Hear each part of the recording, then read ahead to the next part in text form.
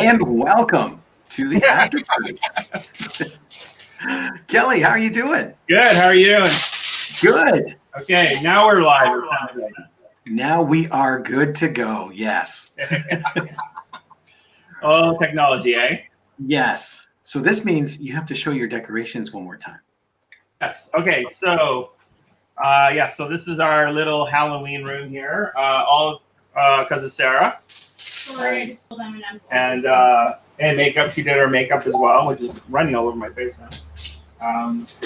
And then we have some very cool decorations with some bits. Got a bag here, and a pumpkin that Sarah carved. She did all this, so very very Halloween festy, like that too. And our little Boris there, who's feeling a lot better. He was sick earlier. Oh yes, look at him. Yeah. Oh, was he? Yeah. He's still sick, but he's feeling a bit better. Yeah. Oh, and look at that. There's Joe. Joe, you should be taking pictures of this. Yeah. Yeah, really. Yeah. I know. It's funny. I think a lot of people are kind of like, it's a mixed bag because it's been so cool to see it on Super Channel, but there's so many things that people are used to doing with the live festival, right? With taking photos and the parties and stuff, and exactly. It's a strange, definitely, but it fits with everything else in 2020. It's been a strange year. So exactly. What's it been like for you as a festival director? Like you said, usually you're running around like a crazy man. But yeah, my craziness was a month ago. It's funny, like the festival felt like a month ago to me in a way because and you probably feel the same way shooting the Q&As. I mean, we did this a month ago. Yeah. And over, you shot them over about a 2-week period, I think.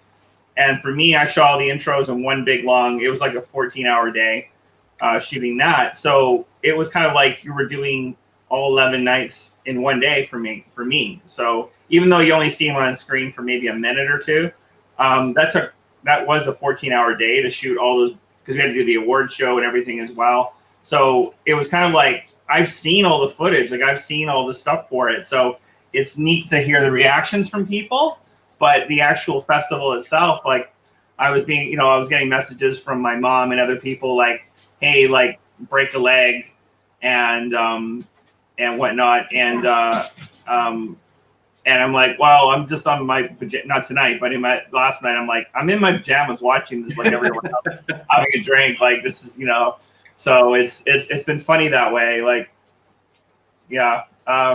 Sending the link here. So how is this going to work for everyone just tuning in? We're going to have, we're going to be chatting. We're going to have some of the Bits team join us. Maybe some of the filmmakers might be joining us later on. And then, we're just going to chat it up. So yeah, people already making comments, so people can chat with us that way as well. And frankly, we're just kind of winging this. We just wanted to do obviously something, some kind of party. I mean, Blood in the Snow is really known. I think the one thing that we weren't able to replicate fully was the party thing, and you can't really do that completely online. So this is our attempt to try and do that. I mean, I think we got all the other pieces together. This is why everyone has the merch and the badges and all that stuff, and we did the intros and the Q&As and everything like that. I think we did a good job getting that part. So it's just sort of, hey, Kirk. Hey. Hey. I think we're really live here now. Yes. Yeah. And the shenanigans still go on too, because I see Jen going Joe, and then Joe responds Gorman. So, there's that family still going on. Yeah, exactly. I am just going to send the new link to the filmmakers. Joe is in the chat. Oh, hey, Joe. Yes. Oh, that's right. If you turn it sideways, you can't see the chat anymore, can you? Oh, I can't see the chat at all. It's not coming up on my screen, unfortunately. Oh, okay. Because you do fill out the screen when you turn it sideways. Yeah, I'm trying, but I'm not seeing the chat from Facebook. So only when you pop it up there, Rob. That's the only time I see them. Look who else joined us. Hi. Hey, how are you? Good, thanks. How are you guys doing? Good. I don't know if we'll get Jen on here. She said she's just going to show people games all night. What's wrong? I figured out where the comments are. Yay! There we go. Happy Matt. Halloween, everyone. Happy Halloween. Hi. I love your costumes. Yeah, we tried to dress up a little bit, and With what we already have. yeah, we had a few things around, and we got a little. Sarah got some great decorations going in the back here, so just try. But we're kind of like, hey, I think this is our new look. You might For the just fest. I think Wonderful. we'll leave this. It just kind of fits what we do, you know. Yeah, there you go. Well, I always wanted to tell Adam Sandler to shut up once in at least one of his movies, so I dressed up like Kevin James from Hubie Halloween. Awesome. We got a comment from Beth saying some blood family is turning into LOL. Don't What? quite understand that. We still love you, Beth. Yes. And Courtney says, hi guys, happy Halloween fest is going great. Yeah. And Karis. Sean, he chimed in. I'm here on my iPad working on finishing my unboxing video. Yay! Yes. Show us your bits. Everybody that got an unbox, we gotta get those videos in. Yeah. That's actually been really fun. We, you know, the craziest thing for Sarah and I this year has to be all these merch boxes that we sent. So I want to give everyone a little bit of background on the amount of work that Sarah and I did on this. Like, it was about 3, maybe 4 solid days of us making these boxes up and putting all the little bits in it, like all from the dollars, you know, like little toys and things like that, and stickers and as much as. Then we ran out by the end of it. So if you didn't get it, that was kind of near the end of it. But then yeah, we were sending this stuff like all over the country in different sizes and stuff like that. It was really great, but it was like I literally went to the post office 10 times. And it takes they have to measure and weigh every single package. So I'm like, I got to know the staff there like really good. So we're still mailing stuff now. Actually, there's still late orders and changes and all that kind of stuff. But it's been really great because now we're seeing all the unboxing videos and everyone, and we've had people animate the stuff coming out of their package. We've had people have dinosaurs rip open the box and it's been really neat to see all the different ways that people are opening these unboxing videos. And then we're kind of looking at each other going, okay, this worked out really, really good. I think that was kind of because it was kind of a bit of a Hail Mary if that was going to work or not. But I really wanted to do it because that would have really drove me nuts if I was just watching the fest and then didn't still do the program booklet and the badge and all that. And I kind of needed, the festival for me is a tactile thing. And I wanted to have it something physical kind of thing like that. And I felt like the other filmmakers, especially, and other people watching the main people and our team wouldn't feel that way. I'm like, we're used to having badges around our neck. We gotta have that. You know, it's just I don't care how much it costs. I just want to have that so that people can have that as some kind of souvenir and just keep some continuity to the fest too, right? It's just kind of it's just sort of oh, that was the one year where we didn't have a program booklet or didn't have a badge or something or anything. I still wanted to have that, so, I didn't really care if it was a small run, but it was you guys did a fantastic job with it. Yeah, thank you. Yeah. With all the packaging and everything, it was beautiful. Yeah, it was unbox one later. Yeah. Oh yeah, you haven't unboxed here. You were going to do that. I have not. I waited for tonight. Jen said, do you want me to pop in? I can come later if that's easier. Oh, you're so polite. You're so Canadian. Whenever you would like. Whenever you want to do, okay? Joe's comments on your costumes says needs more leopard pattern. Yeah. Oh wow, a lot of comments here. Yeah, tuning in and watching. Caleb says, you guys look so scary, except I'm not in costume. What does that mean? Wow, scary as ever, Rob. Yeah. Sean said there was a lot of felt ghosts, which I put all over my hat in the video. I think I gave you extra ones. That's awesome. And see, here's Karis. Thank you. The bit box was really excellent and thoughtful. Aw. You're welcome. And I like your Harris. I like your unboxing video. That was really sweet too. So we did notice that. So, it was- Aw, thank you, Harvey. yeah. Right. Hey, Harvey. Bad filmmaker. I just realized my phone was left on. But yeah, no, it's been fun. We've been really working hard to. Join us a little bit later, Lisa. That'd be great. Yeah, definitely. Yeah. You would not be crashing at all. Yeah, absolutely. Crash. There's no rules here, really. I mean, kind of really no kind of agenda. This is the party. Nothing like that.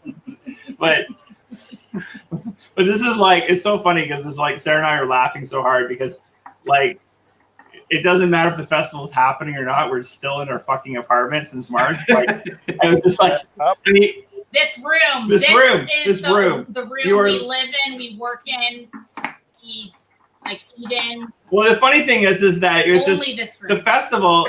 It's the closest that we've ever had the festival to us because like what my screen you're looking at is like you're seeing me now is, and on the other side is where we're doing all the work for beds. The TV is 6 feet away. And that's where the festival is. So us going to the festival is literally getting off this chair and going to the couch that you can see in this frame. And that is like it's like that's how close it all is. That like all the graphics I'm seeing on the screen, I've been looking at on my computer screen, and it's kind of like it's just a few feet away. So you're not getting a lot of exercise. Oh, I know. That was the thing. I went crazy a month before the shoot. I didn't lose as much as I wanted, but I did manage to lose about 9 pounds between I weighed myself about a month before the shoot. And I'm like, oh my God, I'm going on national TV. So I started walking a lot. So I've been trying to lose a little bit of weight. Because you're like, I think they call it the COVID-19. Everyone's like put on like at least 19 pounds. Too. Because it's like hard because you're like, I've been counting my steps and like even just going to for a couple of months there when it was really, if the first time it was really bad, I wasn't going to the grocery store and doing like Instacart kind of thing. And I was not moving at all. And it was just like, it's amazing, like the difference just from not doing that. So I'm glad you're getting out and around. Like Kirk here. He's out in his car. Yep. He's working. I'm technically working, but I'm also dialing in. But it's all good. Work is very quiet tonight. Yeah. It's also one of the reasons why it inspired my costume, because half the time, if you've seen the terrible movie that is Hubie Halloween, half the time he's in his car anyways. See? I wanted a car-based costume. There you go. Authenticity there. I will say I brought some friends along to keep me company, though. I'll give you guys a quick peek. Oh, nice. Oh, very cool. Oh, very cool. Just to have a nice little, ambiance in the background. So Yeah, that wouldn't make driving. Look at our skeleton dog we have. yeah, I wanted to get one of those skeleton dogs, but I'm good for now. The bat, I like the bat. That is cool. Absolutely. So how about you, Melanie? How are you handling, virtual bits? You know what? I think that Kelly has done an absolutely phenomenal job with all of this. Like as far as organizing this all on Super Channel. I mean, I can't believe how well it has actually turned out. I'm really impressed, and with the gift boxes going out to everyone with the T-shirts, and basically it's just how it would be with the regular festival, except now it's on Super Channel. But I think he really kind of picked up. Picked up the lead here and just did, I can't, begin to say how impressed I am with how this has all turned out, given the certain, the circumstances that we're going through right now. He's done an amazing job. Oh, big time. No, I appreciate So, it. yeah, Yeah. I'm incredibly impressed. Thanks. No, I'm glad. No, it's been good. It's been good. I've been in a really good mood the last couple of days. It's been really nice seeing that and seeing the people's reactions of it and stuff. And one thing I said on set when we shot the intros, and I did this for real, we were just about to roll camera, and I said to the crew, we were all socially distancing and wearing masks and everything. But I said to the crew that, us doing this, I hope this will inspire you, inspire people watching it, because obviously we have a lot of the film community that watch our Mhm. festival. And I wanted to kind of like inspire them and kind of go and just kind of cheer them up and kind of going, okay, we're doing something, we're adapting, we're going to get through this. Because I think there's been a lot of, I think there's been a lot of depression and a lot of social anxiety and different kinds of things that have just really upset everyone, rightfully. I mean, we're all kind of collectively going through this kind of PTSD with this, right? And I was kind of hoping with this that people could see some continuity and some kind of like feeling that we're still doing this, and we're going to be We're back. still going forward. Going forward. We're going forward in our own way. We're not taking a break from it. We're going to go. And some people did that. That's great for them. But I mean, for us, I really wanted to do it, but I also wanted to do it in a way that I thought was kind of conducive to what we're like. I don't know I don't know if we did it like some of the other festivals, like the more virtual festivals. I don't know if that would have worked for us. I think there's a bit of like I said, the tactile old school quality of it. I kind of like the idea of it being on broadcast TV and shooting, and that's why we did the intros the way we did it, like kind of like it. And even like Rob, with your like, you've got kind of like a DJ booth kind of going, and with the posters and everything, and it's got kind of that pirate radio kind of vibe to it. And so between me and kind of my haunted house set and you kind of in your radio set, I kind of was playing, I was kind of feeling like, I had that kind of tactile quality, if that makes sense. So we're kind of like, you're kind of watching like an old school. I felt more comfortable doing it more like an Elvira, or not that I was doing like that, but that kind of vibe where a late night double feature thing. You're doing that. Obviously, that's where, with the film we made, that I feel comfortable in that kind of world. So that seemed like a good, because my initial thought was either we push through or we don't do it at all. And I'm kind of like, and after I talked to Super Channel, and what was amazing was when I talked to Super Channel, they were like, yeah, whatever you want to do. Like, honestly, they didn't tell me how many days. They didn't tell us how many films. They said, well, how many shorts programs? Oh, no, whatever you want. Like, they were just absolutely, whatever we want you to do. Oh, can we do a award show? Yeah, sure, go ahead. Like, there was I cannot think of a single thing where Super Channel came in and said, you can't do that. And then when Don, the CEO of it, said that to me, I'm like, okay, we're doing this. This is great. And then it became, because what I like about the festival is you go into a theater and you make it your playground. And I'm like, oh, we can make it a playground still. So we can do this, we can do that. And they were also accommodating, kind of thing like that, of everything that we wanted to do for it. And we're like, it was really kind of, honestly, I felt like a bit of a kid in a candy store, because they had I had access to all their graphics teams and stuff. Like, they helped us with the bumpers this year and everything like that. Like, they did a lot of that. Lance Alexander still did our animation for the, that was kind of like the main animation for the bumper you see with the gas mask. And he does the stuff that you'll see at the Bloodies Awards for the nominees. But all the other stuff, like with that lady voiceover and everything like that, and how they put all the textures on, that was all Super Channel. They did all that, and they did the main trailer bumpers this year. So, and they would do it on one take. I would do it, and I'm like, yeah, looks great. I didn't have any edit notes at all most times, so it was just like, they were so good at what they do. I was just like, yeah, sounds good. I didn't even know how they were going to cut away. Like, I just shot all the intros. And then they picked all those clips. When you watch the movies the last 3 nights, they picked all those clips that you would cut away from me talking, and then it would cut to the clips. I had nothing to do with that part. They went and just did that on their own, and they did a really good job with cutaways. Like, I thought that worked.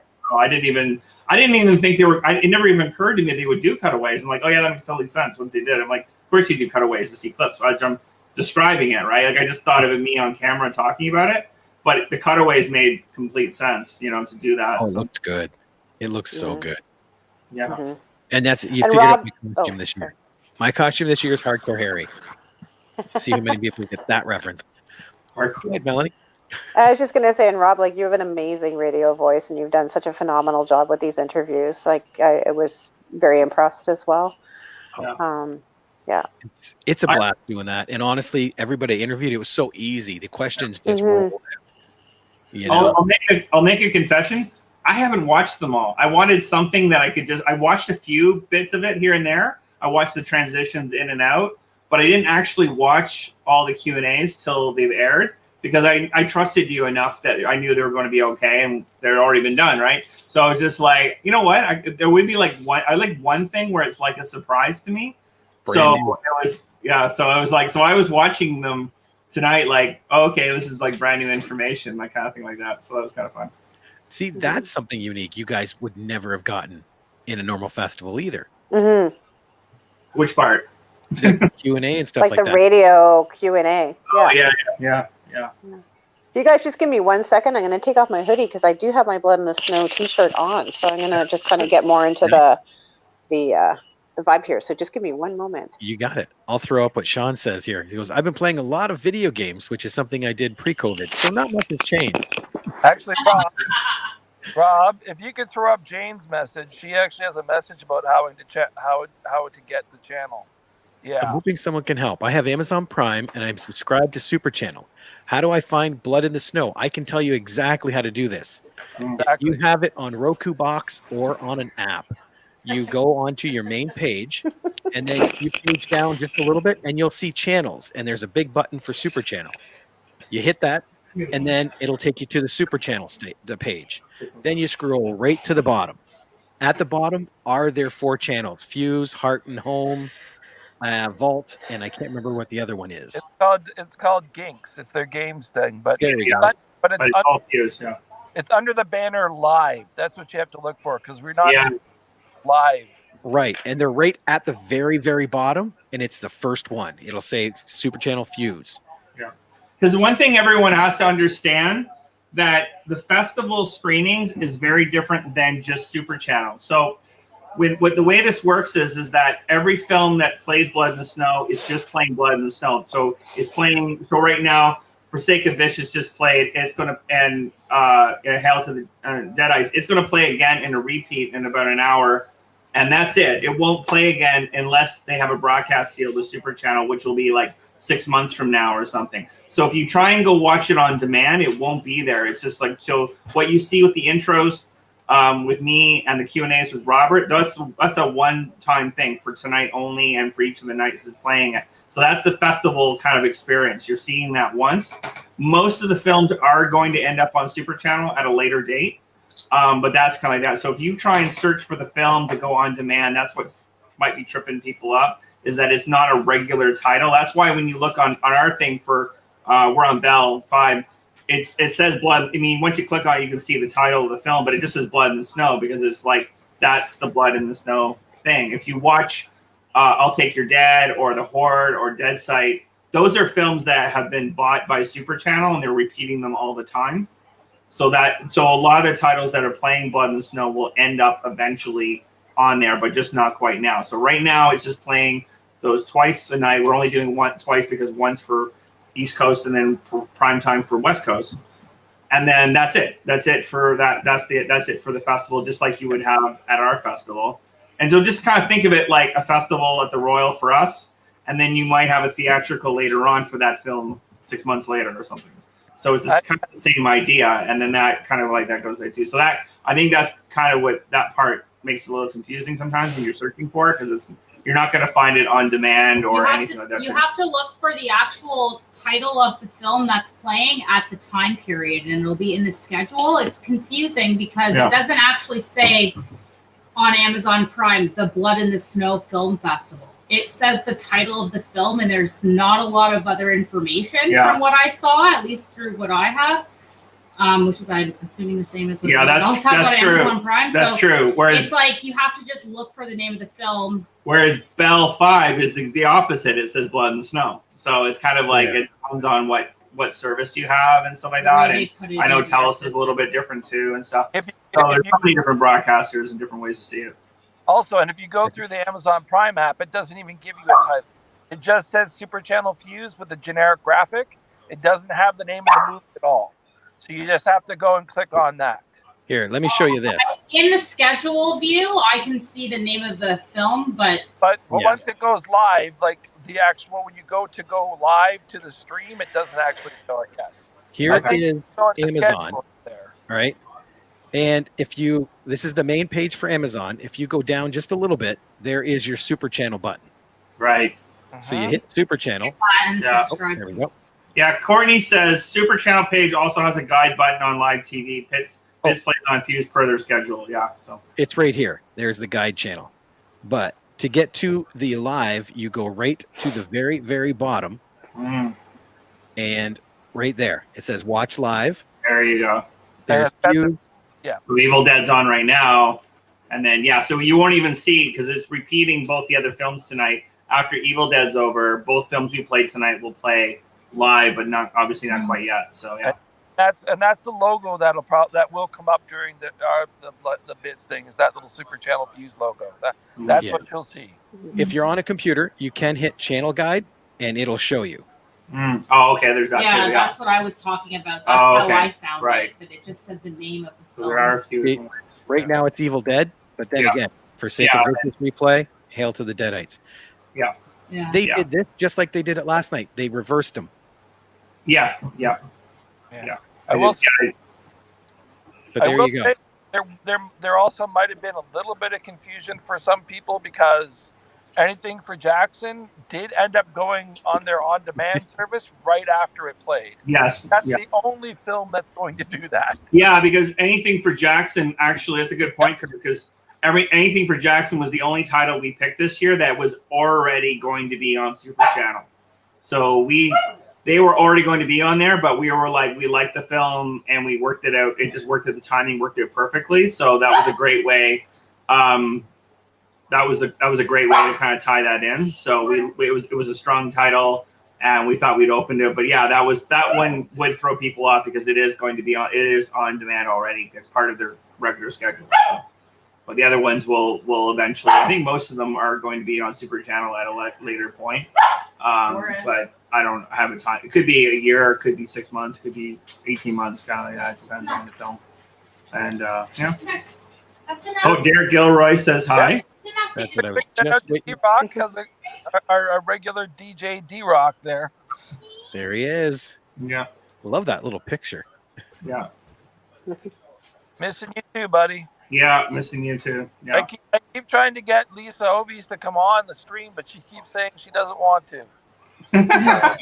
Thinks she's going to be interrupting us. I'm like, no. Awesome. Jane had another question. I can't post a screenshot. Is it normally under Fuse Movies or Fuse Series? And right now it's over. If you go right to the very bottom, you'll see live. Yeah, that's what you want to look for. Yeah, it's Fuse Movies and Fuse Series. Those are only the on-demand stuff. You're not going to find us there. Yeah. So Jane, you either look at the live or you look at the schedule. So that's kind of your two options for the views, is looking at that. So.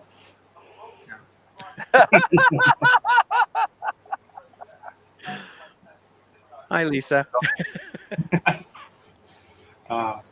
But yeah, it's been neat. Actually, it's funny. I don't really find trends until it's kind of over. But I realized tonight was kind of our shock stock night in a way.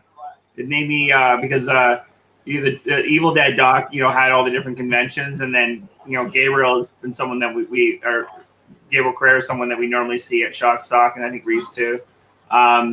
So it's kind of like it got me homesick to shock stock and those conventions. I really want to get that into Cinema Wasteland looks really good too. I want to get down to Ohio for that too. Just watching the doc tonight, it was like that made me kind of homesick for that. Yeah, I miss conventions, and that's weird too. Today because when you're in conventions, sometimes they can just drain you. Yeah. But at the same time, when you're not allowed to go, it just it can affect you as well. So Kirk and Mel, that like after we went to a lot of conventions in 2018 and 19, I'm like, because we did the tour, I'm like, I don't want to do conventions this year. I got all grumpy and I didn't want to do conventions. If I had known what 2020 was going to be, I probably be careful what you wish for. You may just get it. No, but I thought, oh no, we'll take 19 off and then we'll do more in 20. And then this will happen. Oh, there's always next year, right? But obviously that didn't. But just watching, that was one of my reflections tonight. Watching the Deadites documentary, I got like some memories of the convention circuit and stuff like that. So Yeah. That was one thing that kind of popped in my head watching that. Yeah, but hey, Wayne. See, I didn't. Wayne's just world. Wayne's world. Lisa's here. It's documentary. I got like some memories of the convention circuit and stuff. Ooh. Oh, someone's Oh, listening to us on delay. Oh yeah, I'm getting Lisa's delay. I just turned you guys off. No I thought I way. turned you guys off. I'm trying to Impossible. turn you guys off. Is it still a delay? Nope, not No. anymore. You're good. Now. I thought there was like a waiting room. I wasn't expecting to just be kicked in here. I'm just here to say, fuck you, Kirk. I was trying to be polite and not no, and then you're just throwing me under the bus. So you're stuck with me now. Yeah. There we go. Oh, So this is Lisa. Obviously, she was the director of the opening film for last year, back when we had theaters. yes. Puppet killer. But we have you on the award show. I know. Thank Lisa, you. Yeah, Lisa's giving away one of the awards this year. So I may have given myself the award.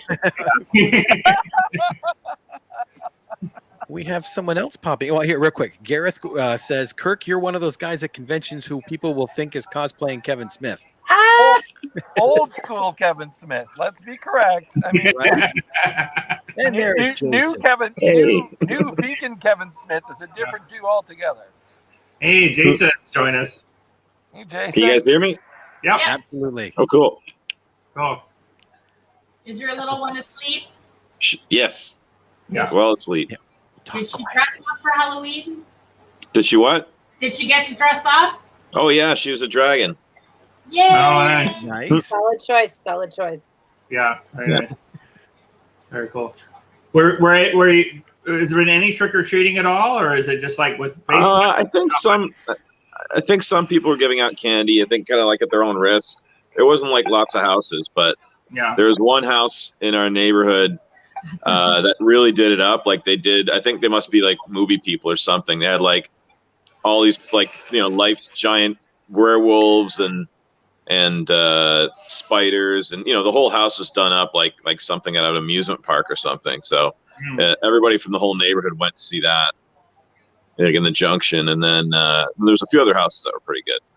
But we just bought a whole bunch of candy ourselves, and I'm helping myself to it. See, I have mixed emotions tonight because I got candy. Ooh.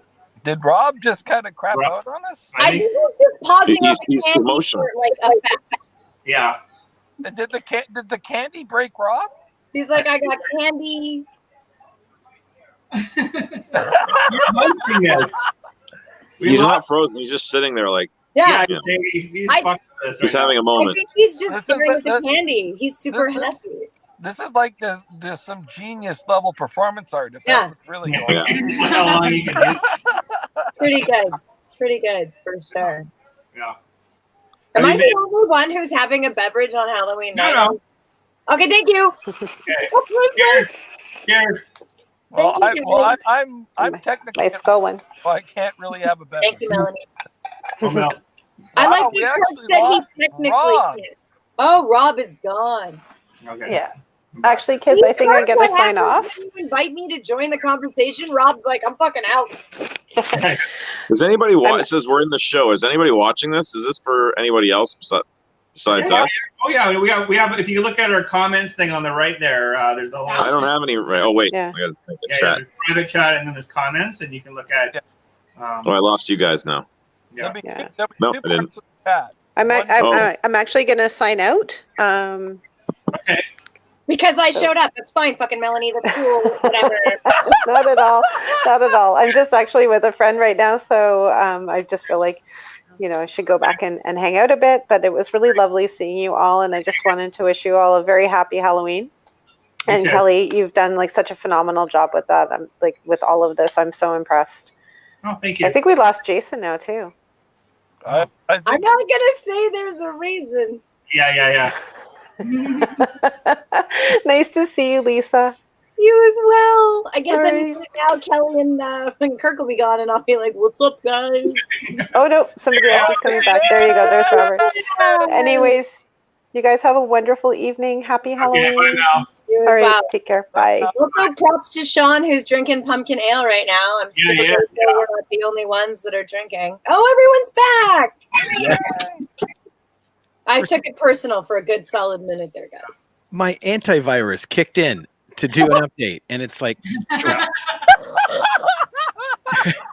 I'm surprised you're back. That normally kicks you out for a while. oh, I shut everything down.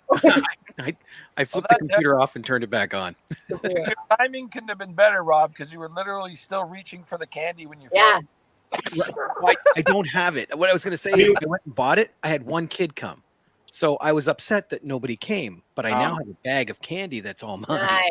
That's kind of win-win, yeah. Yeah. So I mean, are all of you guys, Rob, you're not in Toronto, right? You're in the States somewhere, aren't you? oh no, I'm near Windsor. Okay. So you guys are all Toronto. I'm Vancouver, and our numbers were really good up until a month ago, and they are shit right now. We had one person come to the house. So I bought bags of plain potato chips in hopes that when they were left over, I wouldn't be as inspired to eat them as I would a bunch of chocolate, but I'm going to eat them. Yep. Yeah, how many are left by now? They're probably I bought a box of 45 and I've had one kid, so shit. I do a podcast with Sid Vicious, right, called The Vicious Circle, and he wasn't going to do trick-or-treaters tonight. But I talked him into it. It's like you've got a busy neighborhood. He says by 4:00 his neighborhood is just packed. It's like, dude, you got to make sure you have something. He had 3 kids come by, and he yelled at me because he now has a bunch of candy he has to eat. See, we're in an apartment building, so we have I've lived here for 11 years. I haven't had a trick or treater once in 11 years, so this had no impact on us that way. So same here. I live in the lower half of a house, and I mean my entrance way to the house is around the back, so but I get nothing anyway. So yeah. But no, I do miss that though. I used to have a house back in the day out in Oshawa, and you'd have hundreds of kids and stuff like that. I do kind of miss that, but it's kind of like that too. But at the same time, it doesn't distract me trying to watch my festival. So fair enough. It worked there good this year. Yeah. Oops. Here we go. Jen's trying to cast this as a movie. Yes. Losing them one by one. I'll take blame on that one. That's fine, Jen. Jen, we made a horror movie about people dying off at the end of the show, so we're used to this. So. Jen's got a serious question, though. Right underneath that, Rob, Jen's got a serious question. Right? Who's sad about extra candy? I'm only sad now that I bought plain potato chips. I fucked up. Reese here says, thank you for powering through and putting this together. We were excited to have Vicious play bits this year, and you definitely delivered on something that feels as close to the real thing as you can get. Congrats to all of you. Oh, thanks, Reese. It was really great to have you and Gabe play the fest this year. Obviously, I would have liked to see you both in person. I mean, I have a soft spot for both of you because, you both were at the festival in year one, of course. And so it was nice to have you a part of it, and especially have you part of it. Just worked out perfectly that we had you part of the Halloween program too. So I hope you got an extra kick out of having that play tonight. So, and I will give you guys a huge shout out as a person who had to pull from so many festivals this year. And I mean, respect to everyone who's navigating everything in life. Watching you guys pull this out of your ass and put this together, and I say that just a joke. I know you didn't. I know you worked very hard for this. You guys have delivered probably one of the most solid festivals I've seen anyone in the world deliver. As far as what you're giving your filmmakers, as far as what you're giving your audience, the fact that you guys are doing this with Super Channel in such an amazing way, just want to say huge congrats, man. I am so proud of you guys, and your filmmakers must be so stoked for what you're giving them right now. I hope so. Yeah, I hope so. Yeah. I mean, obviously, we're missing the more immediate reactions, like the the connection, the interaction, because we can't have it, and I mean, and it's tough, but I think we're delivering based through all the work that Kelly and Rob and everybody else on the team have done. We've delivered something that's as close to that we could possibly get to that, and that's 100%. And every one of us that's a filmmaker in 2020 lost out on that. That's a blanket thing, right? But to go from having, I mean, a lot of us with feature films had to pull from online festivals. If I was still available to play, I would not have pulled from a super channel screening. That is a very different thing. That's prestigious. That's amazing. What you offered was really fantastic. And I mean, I think that's just amazing. I bet your filmmakers are all over the moon right now for what you offered them. I think so. Yeah. I mean, Hey, Rose. Hey, Hi, everyone. and guys, keep the comments coming, guys. I mean, this is the closest thing we're going to have to immediate reaction, and we want to hear from all of you guys. That's why we're live. So, Khalid. I saw Lisa last year was totally cracked up for Puppet Killer. Thank you. Khalid is an old friend of Sarah's. He's my bestie. I miss you. Oh, now I feel like it was more or less a pity love, but I'm gonna take it anyway. There we go. Thanks, Heidi. Yep, it's been a really good fest. Heidi's is going to host one of her panels next week. She's just joined the team recently. Can I very selfishly ask for Rose to be introduced to me? Yes. That's this is Rose, or RX Dammit. We don't even introduce. Yeah, sorry. Well, we keep talking. Yeah. Rose is a great friend of ours, and she was on the board of directors and helped with the festival for many, many years. And is a good friend of ours and like that. So I invited her to come on and say hi to us all as well. See, she's worthy of being here too. I'm like the weird one that just like walked in the back door and was like, No. See, you are showing exactly how awesome this festival is, because literally you can sit at home in BC and watch the festival. Yeah. Yeah. So true. Yeah. I mean, I being accepted again or not, I would go back to your guys' festival every single year. It was such an unbelievable experience. And for filmmakers watching, we always track I think we track our IMDb, right?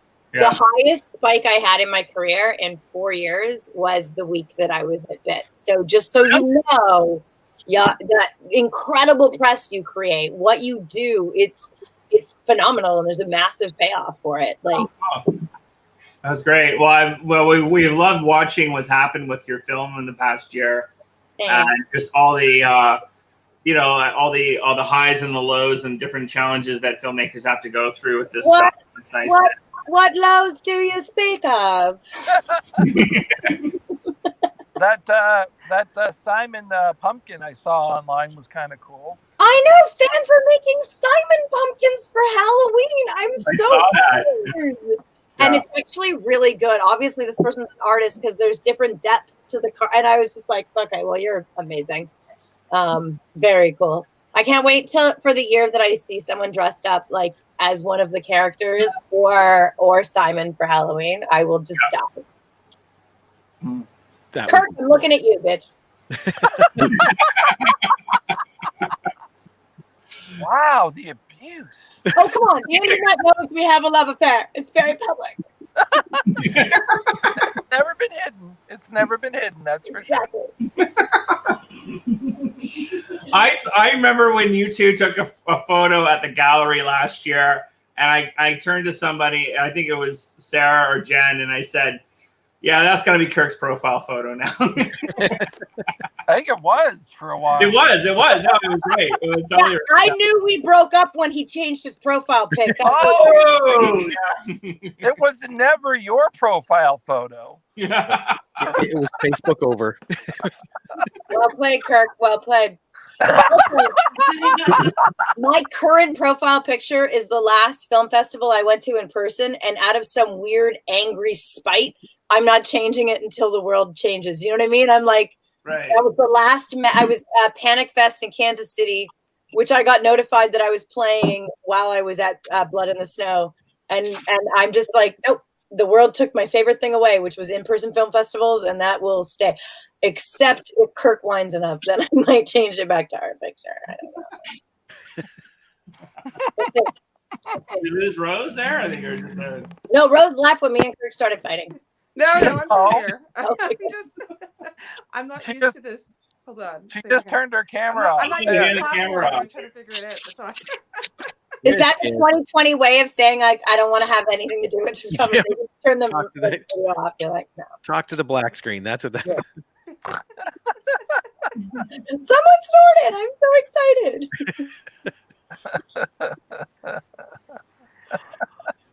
So Lisa, did you get to watch any of the films this year yet?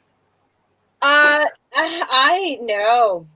I did something very intelligent, which was decide to direct a new film, which needs to be wrapped principal photography by November 15th.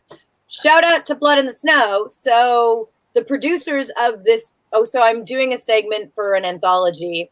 They saw my film at Blood in the Snow. Then they played with me again in Kansas City at Panic Fest. And then it's a 9-part anthology, and I think 7 of the films got shot before the world shut down. And they just contacted me to direct the last segment. And I'm doing it like host style, which is so intimidating. So I'm directing actors in Toronto, LA, and Vancouver via Zoom. Whoo! Oh, wow. Wow. Yeah, but we've got a really cool creature build. I got to design my very first creature all myself. So a massive practical effects build. Yeah, I saw the photo, but I didn't know the context of that. Yeah, I saw you were building something. I didn't know what that was about. I'm not gonna lie, I just realized I'm probably not supposed to talk about it yet. It's Halloween. I've had some wine. It's fine. Sorry if you're watching.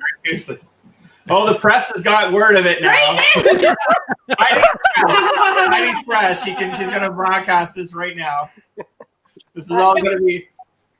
But no, again, I mean, I think that totally ties into your festival and how much it creates opportunity. I would not have been given this offer if it wasn't for you guys. Yeah, it's going to show up tomorrow on IMDb as Untitled Lisa Ovi's project. Actually, they did already add me on IMDb as a director, but they have not released cast. They haven't released any other details, but I would not have heard of it. I wouldn't have got the offer without you guys. So thanks. Oh, that went fast. Well, cool. Now I'm going to take that testimonial because that helps us with our funding. So if I put my business hat on now, that's It's 100% true. I got an email, I think less than 2 weeks ago. We fully cast. I mean, as you guys saw, my actors were in getting all of their live casts done, I think yesterday or the day before, and we're gonna be wrapped by the 15th, which stresses the shit out of me. But it's all thanks to you. So thanks for getting me jobs, guys. Well, you know what? That's actually how we started the Deadly Exposure things. We kept hearing stories like that. And we're like, that's why we're going to do like the industry stuff, because we're still doing that next week online, right? And thanks for the invite to help, whatever. It's fine. What's that? I was joking. I was like, thanks for the invite to help you with that. You were on last year. I know. I was so grateful. I was just being a sarcastic asshole. Yeah, we'll have you on again. And no, that's really why we do that, because I figured there's we keep hearing a lot of stories about films getting kind of made and kind of the dialogue going from it and stuff like that. Usually the after parties. So I don't, so we'll have to figure out people getting some kind of deals going on here like this. I think I told you, Kelly, too. Like when you did the very, very first one, I actually met 2 people that resulted in 2 different films that actually got submitted to you. We met Samara Smallwood there, and she was in The Shelter. Okay. We only met her at that. At the festival. It's Berkshire. She was in Berkshire. Yep. Yeah, but it wasn't Deadly Exposure then. It was just, I think, an industry panel. We met her there, and then we also met a really good friend of mine now, Stephen McDonald LaBelle, and he was the DP on Hit, and we met him in that same room that same day. Right. So it's a giant networking family. Right. Well, Rose was to tie it all together with Rose there. She that's why we have the digital program. A lot of it too is because she introduced a lot of us to the web series world. So there was like she was I guess you were the vice president of the Oh yeah, IWCC and stuff. Yeah, CC, yeah. Actually, Courtney, I saw who's president. I saw Yeah, her Courtney last on name here, there yeah. as well. Yeah, Yeah. which is awesome. So yeah. So I've been I was on the jury for a few years with them and with Tia Webfest and then that led to the web. I think we're in our third year now for the web series program. Kind of that too. And it kind of came from all that. Yeah, there's a great web series community in Toronto. It's awesome, and well across Canada, of course, as well. Yeah, so it's awesome yeah, it's great. Yeah. Kelly, I love your makeup. I'm sorry I came in late, but that's awesome. That's amazing. Oh, Who did well, that's that? from Sarah, of course. Yeah, she's it's technically yeah, Joe. I'm not responding to that.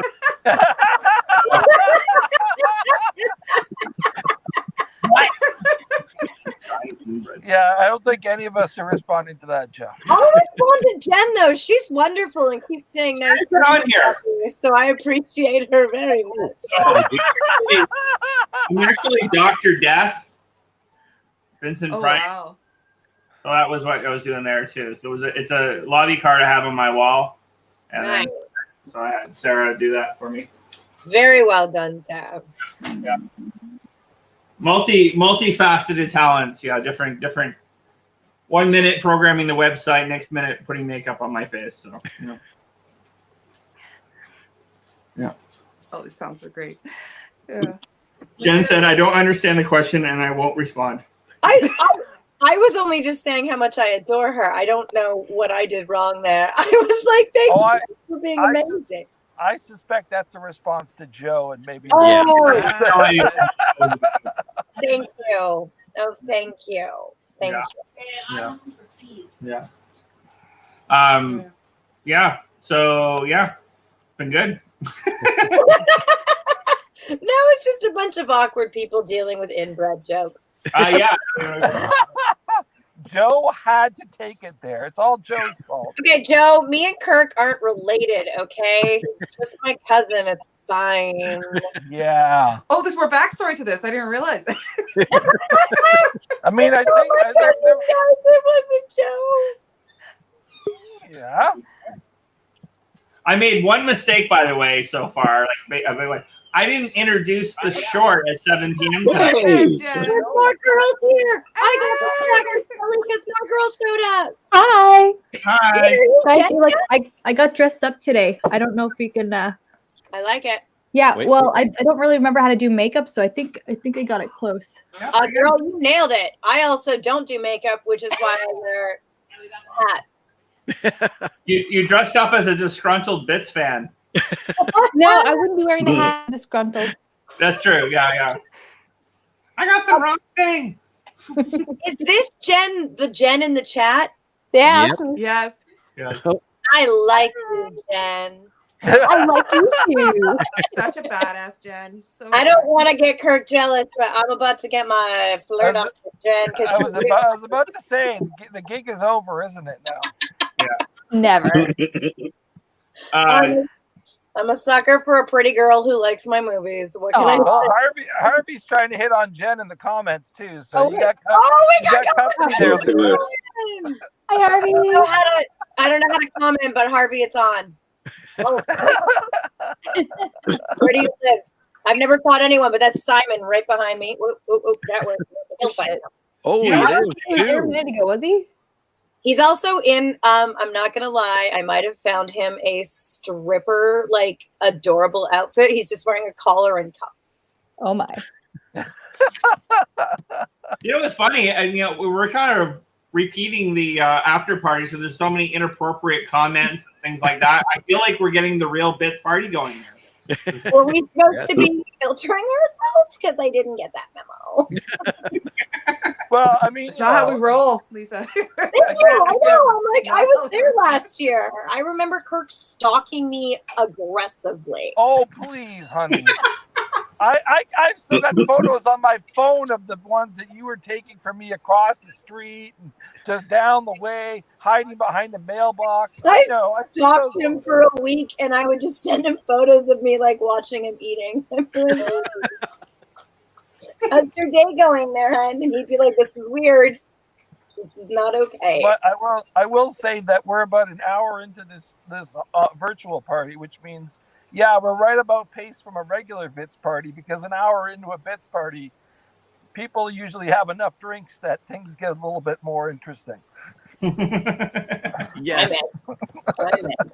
Let's talk about Jen again. Don't talk about me. So Jen, Jen's been doing our PR this year, like she's done for quite a few years now, and all our publicity.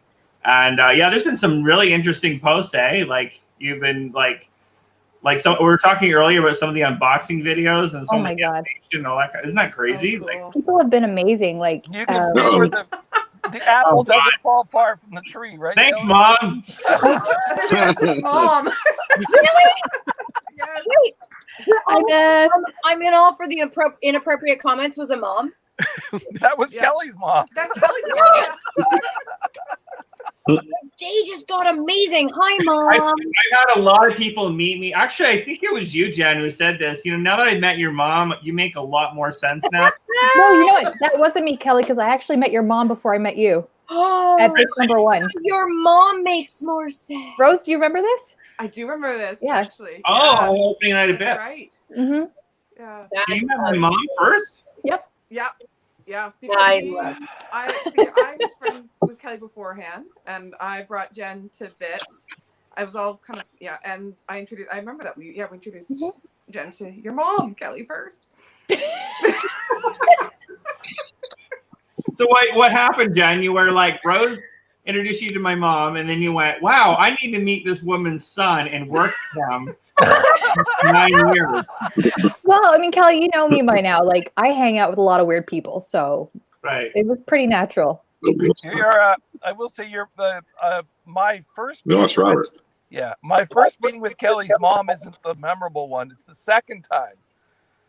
Because the second time I met Kelly's mom was at Bits. I met her once before. The second time, she just walked straight up to me, adjusted my jacket, wiped off, because she knew I was doing a Q&A, just started making me presentable. And she's like, there you go. Okay, Beth, don't make me fight you. What? No, I said, Beth, don't make me fight you. Well, she made a swag. She made these amazing scarves too one year. It's like, Yes. yeah. I didn't get a scarf. Oh. What year was that? Oh gosh. That was for the ladies. That was for the ladies, yeah. I love that your mom's not involved. I think that's fantastic. Mhm. No, my parents have been very supportive. We shot my first short film, One More for the Road, in 2013 down at their cottage. We took over that and around that, stuff like that. And then when we shot Late Night Double Feature, we were in and around. My mom was actually the location scout for the film. She actually found a lot of the locations that we. It's so good. Amazing. I'm trying to comment back, but I can't figure out how to do that while I'm watching. Yeah. Mom, you're amazing. That's all I'm going to say. Say hi to everybody. Both of my moms did craft service on Puppet Killer. They did, like so much baking and so much involvement, and they were just like adorable. And my stepfather did construction and built the kill room. Parents are amazing. Yeah. Your parents built a kill room? Just my stepdad. God. Don't judge me. Oh, that might be the most Bits thing I've ever heard in my life. He's very well, and my ex-fiance and him, and I mean ex at the time that we built it. So you want to dive into that shit? I don't really want to. My producing. I'm good. Yeah, I think we can leave that alone. Cool, Unless cool. Jen wants to dig into it. So I'm open for your questions, Jen. Oh no, I'm just wondering who doesn't have a kill room. That's Thank you. Yeah. This is why me and Jen are so close. was that a new requirement of the new apartment, Jen? Kill room? I didn't know it wasn't just part of the discussion in the first place. Yeah. It's almost So better 2020. when it's not a part of the conversation. Yeah. It's a weird question.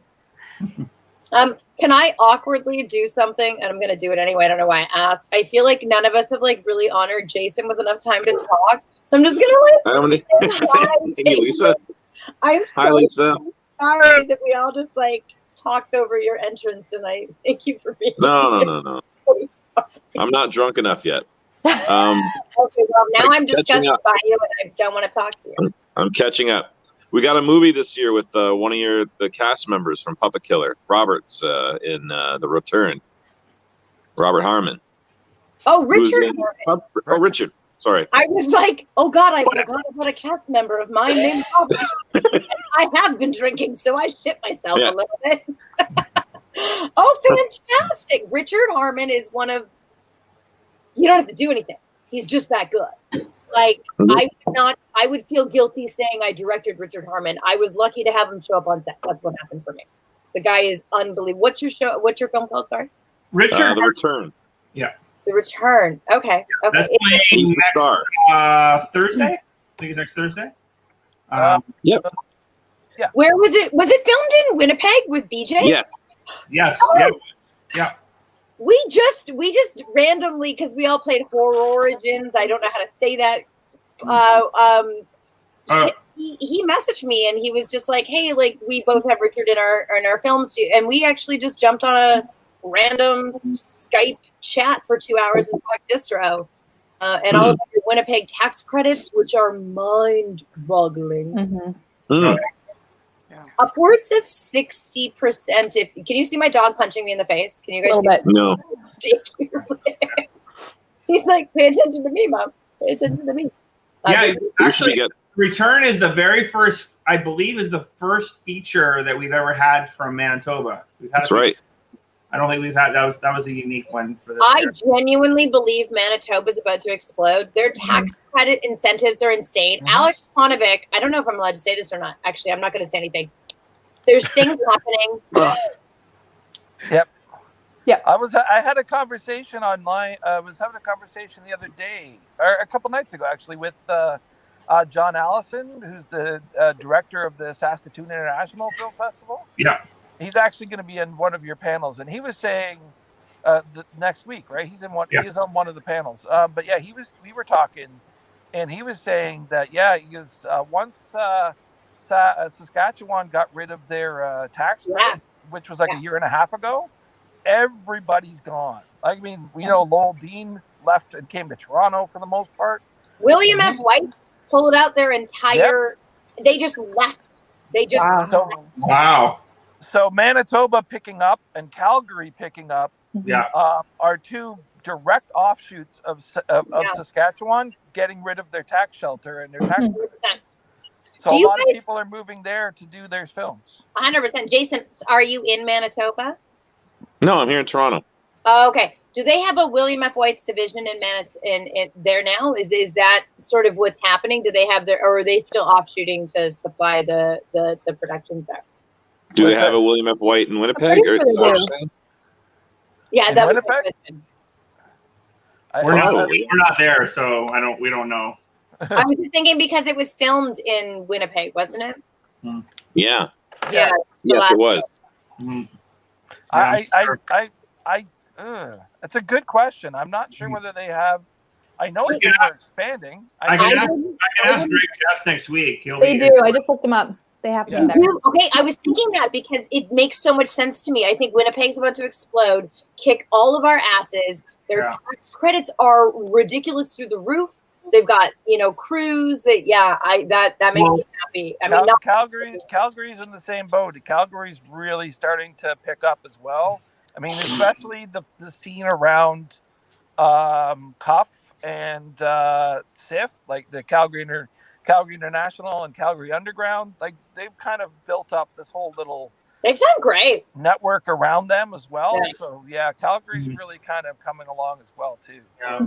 A market. And what helps Winnipeg too is, and we'll have them on our round tables next week, is the NSI, the National Screen Institute, is out of Winnipeg, and that's they're really been good at fostering short films. We have a lot of the shorts that play Blood in the Snow are NSI alumni titles, so that's a big thing, and that really that's Kevin Manitoba a really good infrastructure that other places wouldn't have had. Not And that And just keep pushing this. Like, I mean, don't get me wrong. I want people to film in Vancouver. I want people to film in Toronto. But if you're lower budget looking for investment, you almost have a 20% kick in tax credits if you go to Winnipeg. no. It's insane. Like 65. I mean, max you can get is 65, but that's insane. Like, Mhm. my mind is. I can't. Yeah. Well, it's a trade-off because you have to kind of go by like what's available there as well, kind of thing, versus like how Yes. much it is. But there's massive studios being built there right now. So that trade-off isn't going to be what it is right now. I mean, weather-wise, I don't understand. I live in Vancouver and I know I'm sheltered, but service-wise, I think they're gonna have a lot to offer. But yes, weather-wise, I mean, I feel like it snows a lot. I have family in Winnipeg and I have a soft spot, but Portage in Maine is the coldest place on earth. So Where? Portage in Maine is known as it's a kind of an inside joke that it's the coldest place on earth. So like one of the main intersections in Winnipeg. Oh, so we'll do a lot of hockey movies. Yes, there you go. Or interiors. It's all interiors all the time. Yeah. Interior Dave. David walks in the room. That's all we'll do there. Okay. Don't shoot a snow if you don't have to. I've done too much of that. Sorry, we're ignoring a few of the comments. Sean said that he finally has his late night double featured on DVD. Thanks for this box. Nice. And he's going to have his unboxing video soon. Oh yeah. Sean is an alumni for the fest, and he covers the festival quite a bit as well. And guys, if you're not following Sean on social media, he's doing a kick-ass job this year. So everybody go follow. Go follow Sean. Doing it. And Carice, one of her alumni for this year, she did a great unboxing video. She just mentioned that my dad helped me on almost every project in some way. My mom too. I made my short because my dad was so encouraging. Yay. I felt really bad because I'm old and I didn't know we were supposed to do unboxing videos. I just got really happy that I got the box and then I opened it. Yeah. But you can still do it. You can fake it. You can just go. I already posted a photo on Instagram and I was like, look at all my cool shit. Then you're cool. That's good enough. That's good enough. Some people felt really awkward because one of my best friends is the magazine, and I was like, Gigi, I'm creeping on your photos, and that's where it ended.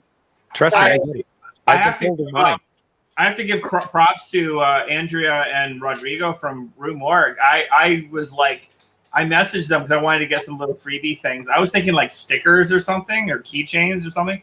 And I go, oh yeah. She's like, oh no, I'll give you 30 copies of the magazine, and it's their double Halloween issue too. And I was just like, I couldn't believe it. So that was very generous of them. No strings attached, no nothing like that too. So the first 30 people who ordered boxes got it.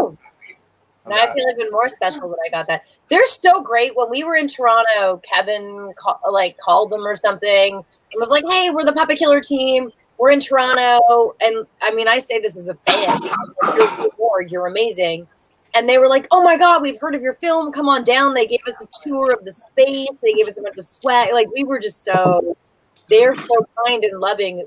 Like, they're just a great organization, or I don't want to call them an organization, but big fan of Room World. Joe said, what's in the box? What? Oh. Oh, maybe you should unbox your box. Yeah. Also, spoiler, you're going to have confetti around your house for a fucking year. All right, that's Sarah. You're fucking welcome. No, I'm like grateful and angry at the same time because it's the greatest confetti I've ever seen. The herpes of craft supplies, bitch. Yeah. No, it's the coolest confetti I've ever seen. But then I'll look at my dog licking some shit on the floor, and I'm like, come on, guys, it was a week ago. I got the box a week ago. No, everyone, that was like, there was both going to be a hate, love thing. Okay, so Rob's going to do his unboxing video. He's going to do it live on here. Rob? I've never been so happy to not get something in a box as it was to not get confetti in mine. Yeah. Wait, Rob doesn't have confetti? Why? That's not fair. No, I didn't get confetti in mine, and I am 100% okay with that. Yeah, That's Kirk bullshit. didn't order anything. We just wanted him to have shit, so we sent him whatever we had left. Well, so.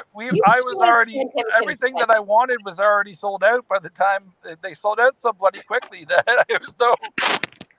I'm not gonna lie, I probably ordered the day I saw it online, and I was like, "Ooh, girl!" I think he did. Yeah. I was in. I ordered masks. I ordered t-shirts. Okay, sorry, I'm gonna shut up. Rob, go. Yeah. Rob, do the honors. Here we go. I hope confetti and glitter explodes in your face. Here, I'll make the screen a bit bigger. Oh yay! Second. And it's weird doing this with the other hand. I've heard that before. Hey. Apparently, Joe thinks Jen lives in a bar. Does Jen live in a bar? That's fine. Hey. I like Jen even more for that. Why would you say that? So we start. Woo-hoo. Been waiting for that. Hey. Oh yeah. Blood in the Snow t-shirt. The only one I don't have. Well, it's the new one. That's probably why. Yeah.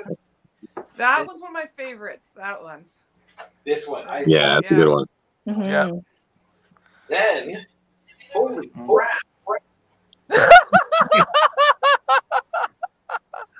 He gave everybody's stuff.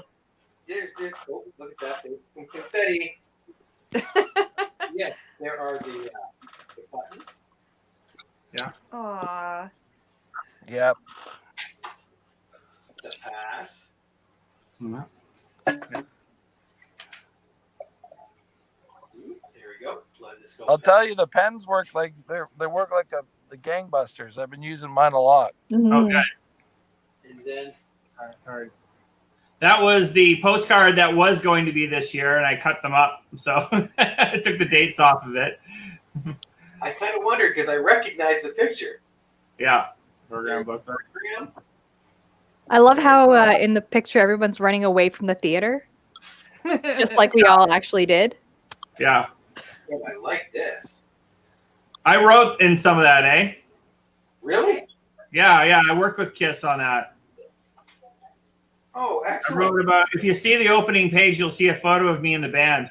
I think it's in that one. No, the credits there? Okay, oh, no, lying. That's a different one. That's a poster one. He's totally making this up. I did four magazines with them, and that was the fourth one. But yeah, anyway, I did one article on, I think, pinball machines or something in it. And then your herpes. Oh, I left for a minute, but I'm back and I heard herpes, so I'm in. Just the right time. Yeah. Yeah. That seeing the late night double feature video though, that kind of brought back some memories. About a year ago, I was on a stopover. I know this sounds very hoity-toity. I'm not as hoity-toity, but in Paris, and I happened. Kelly told me that it was for sale in this one store in Paris. Yeah. And so there I am. It's like I think it was like a 6-hour layover. So I rush into Paris and I get some food and I go to the store and it's too early. It's closed. But I look in the window and there is the video front and center, the late and double feature video. And this is a block from Notre Dame, right? Like, so it's downtown Paris. It was crazy to kind of see it. So. And it was neat and so Rose came so to give some context, you were on a trip to Israel. Israel, that's right. You were going to Israel, and you had a layover, so you didn't have time to buy it, but you could at least get a photo of it. I got a photo of you going. And it was in the window. It was in the window for sale, and I think it was like next to Star Wars and like all this other big stuff. And it's right in the window. And if you like what Rose saying, you turn the camera, turn your eyes the other way, you'll see Notre Dame. Yeah. But I know just getting that photo was which was nice because that project began in a coffee shop in the Annex in Toronto, like in 2013. So it was a nice full circle moment where she could take a photo of the project that we kind of started that, and then have that kind of full thing of like in Paris of all places to have this movie for sale. So that was. I mean, and all of us, well, except for Rob and Lisa, were part of that movie. Yeah. Okay, ow. Wow, yeah. Well, now you are. Right? Like that didn't hurt. No. I'm telling you, Rob, and we'll do our own project. Did not know you back then, dear. I'm And I joking. was It's just- amazing I you all was- work together. I was just hired as on-screen talent. I didn't have any executive control. Well, if you were on screen talent, I don't feel bad anymore. Well, speaking of that That's so film, mean. we now have a new poster for the podcast wall. Oh, there you go. There you go. Yeah. This I is- just got that mounted on a board actually, just so I can hang it on. That's fantastic. I love that new poster. It's great. Like, I like kidding. the old one too, but that one's just And I have to awesome. say, I love this packaging. It almost looks like a book. It's It rounded. is, yeah. You actually have Oh, my the gosh. choice if you open it. Yeah, no, I think you grabbed it earlier, didn't you? Yeah. Poster. Yeah, it Yeah. was inside, but Yeah. there's Yeah. the inside. Now I have to ask though, up in the corner it says 7. Okay. They the way that that the company that Tetro Video out of Italy, what they do is they only print 500 of them. They're not cheap. I actually sold that to everyone at cost. $25 was cost. They normally sell for over $40 euros. And they're really expensive. But because they're limited edition, they're the custom artwork with the big boxes with the poster. And what it is supposed to be for hardcore horror collectors. So the idea is, you know how like the Criterion stuff, you'll have the numbers on the spine for like all the different Criterion ones, because the idea is you're going to collect them all. They have kind of like the packaging is different but the same. Like it's kind of like, so there's like a whole series or something like that. So apparently they have them numbered like that so that you can collect a whole bunch of them. So it's very unique run. It was very unusual. Yeah, I never seen anything quite like it. They actually have another Bits title. They have one from 2013, the one I can never pronounce properly. Thanatomorphos. Yeah, thank you. That was one that title has been released on them as well. Good movie. Exactly Yeah. which one it was. Yeah, well, it's the one that not many people can pronounce. I just know. I remember it's one of those films that the second that I actually heard it pronounced properly the first time, it just stuck in my head. And it never left. Just got to say it over and over again. Thank God I didn't have to introduce that on Super Channel. That would have been fun. So I'm curious, who's here on the chat, and have you been watching the festival on TV? I'm wondering what everybody thought of the movies. Yeah, for sure. Jen comes in with like an intelligent moment to interact with people watching us instead of us just being drunk and talking to each other. Love it. We need Jen in all of our things. Well, Nobody's answering it, so maybe there's nobody else here. I don't know. Well, one thing, It's just us. Is there? we'll see if anyone comments and asks mentions it. But one thing I did in the scheduling. Oh, no way. Okay. One thing I did in the scheduling, I did break it up into 3 sections. So we're tonight is the end of part 1 of 3. So we have the first. This is kind of like the Halloween. Hey. Hey. someone joined us. I can't. Even, I had a delay, so I can't really see. Yeah, no Hold on. problem. Mike. Okay, there we go. There we go. Hey guys, how's it going? Good. Hey, Mike is a 3-time alumni for Bits and a good friend of ours, and he's joined us here. Yeah, I think I know everybody. Yeah, I know everybody here. Yeah. I was just explaining that, the programming is kind of broken into 3 parts for Super Channel because it goes over such a long 11 days. So this is the end of part 1, which is the Halloween section. And then the next 3 nights is nothing but shorts. So we have 4 shorts programs, Monday, Tuesday, Wednesday, or Sunday, Monday, Tuesday. And then we're back to the features Wednesday through Saturday. So tonight is the last of the features for a few days until the U.S. election's over. And then we'll be back onto that on Wednesday, kind of thing going on. So it's kind of broken into kind of 3. When I was mapping it out, I kind of broke it into 3 sections like that. So because nothing we program could be as terrifying as the U.S. election. I was thinking that, and I was like, someone's going to say it. I'm not going to say it. I'll just sit here and wait. Oh. Also, Mike, I'm sorry you don't own any DVDs. That's awful. I'll send you a few. Yeah. So Mike, how you been? I haven't talked to you in a while. Good. Yeah. Just working on the movie. That's it. That's pretty much it. And Rob, right? Mm. Yeah.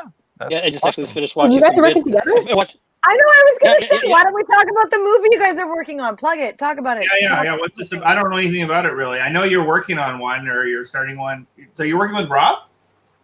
Did I hear that right? Yeah, he's a producer on it. Yeah. Yeah. I don't know how much he wants to say, so I'll just leave this in his court.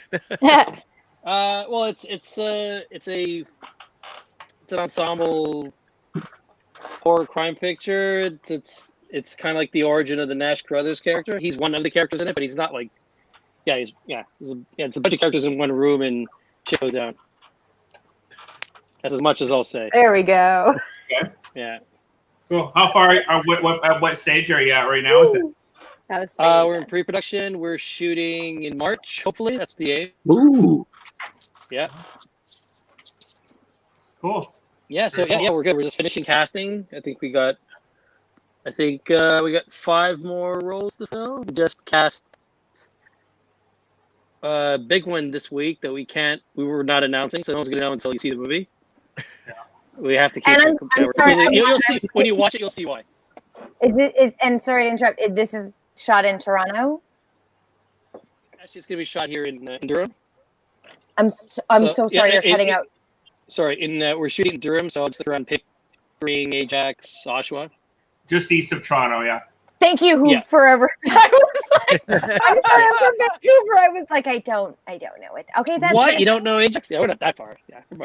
Lisa, Well, for your perspective, Lisa, it'd be like shooting in Burnaby as opposed to shooting in Vancouver. Let's put it that way. I love you for so many reasons. Oh yeah, you're from Vancouver. Yeah. Yeah, you wouldn't. Lisa's on the other side of the world. I know. I apologize. I have family that lives in Hamilton, and that's all I got. But I also don't know how far that is from Toronto, except I think it's an hour, and there's a lot of It's an hour. steam. Yes. It's in the opposite direction too. Is it south at least? Am I correct in that? It's west of Toronto. Cool. So not at all. Nailing it. Thank you. East. Hamilton. East, No, we're east. Hamilton. Hey, is east west. or Hamilton's west. I thought it was Hamilton is south. west. I don't know So where I am. I'm wrong. South, no you're in matter the what. East south. You go Anything down- south, you're in the lake. Yeah. Rose is trying to throw me a bone. It kind of is. 'cause There's if you a bit of go a south- curve in the road that goes a little south. No, I'm fucking wrong. Thank you, Rose. That's very kind of you. I'm trying. Yeah. Apologies. I sidebarred this so hard. I was just excited to find out where you were casting. I was just excited for what you guys were doing. So Yeah. So good. So, Who's in it, Mike? he said he can't talk about it. No, there's Well, like Barrett. We get Timothy Paul McCarthy. Excellent. We got Jason Tanis in it. Oh, He's very good. Very difficult to work with. You got to watch him. Yeah. Really difficult. I'm going to send you my rider, Mike. Make sure that It's very complex. Make sure you pluck out the exact color of M&Ms that he likes. I was just going to say that. I've heard he's a dick. All the way in Vancouver. Yeah, no, we're all talking about it. It's awkward. There's group chats Everyone about loves it. him here, but in Vancouver, he's a dick. Yeah.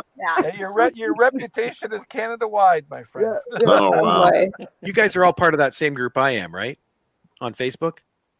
Is it the Jason's a dick group? That's- Because I'm a that's part the of one. that group. There's so many, but I'm just Yeah. trying to That's figure out what you're invited. talking about. I just sent Jenna an invite to an invite group, and it's just like, show me photos of you in your badge.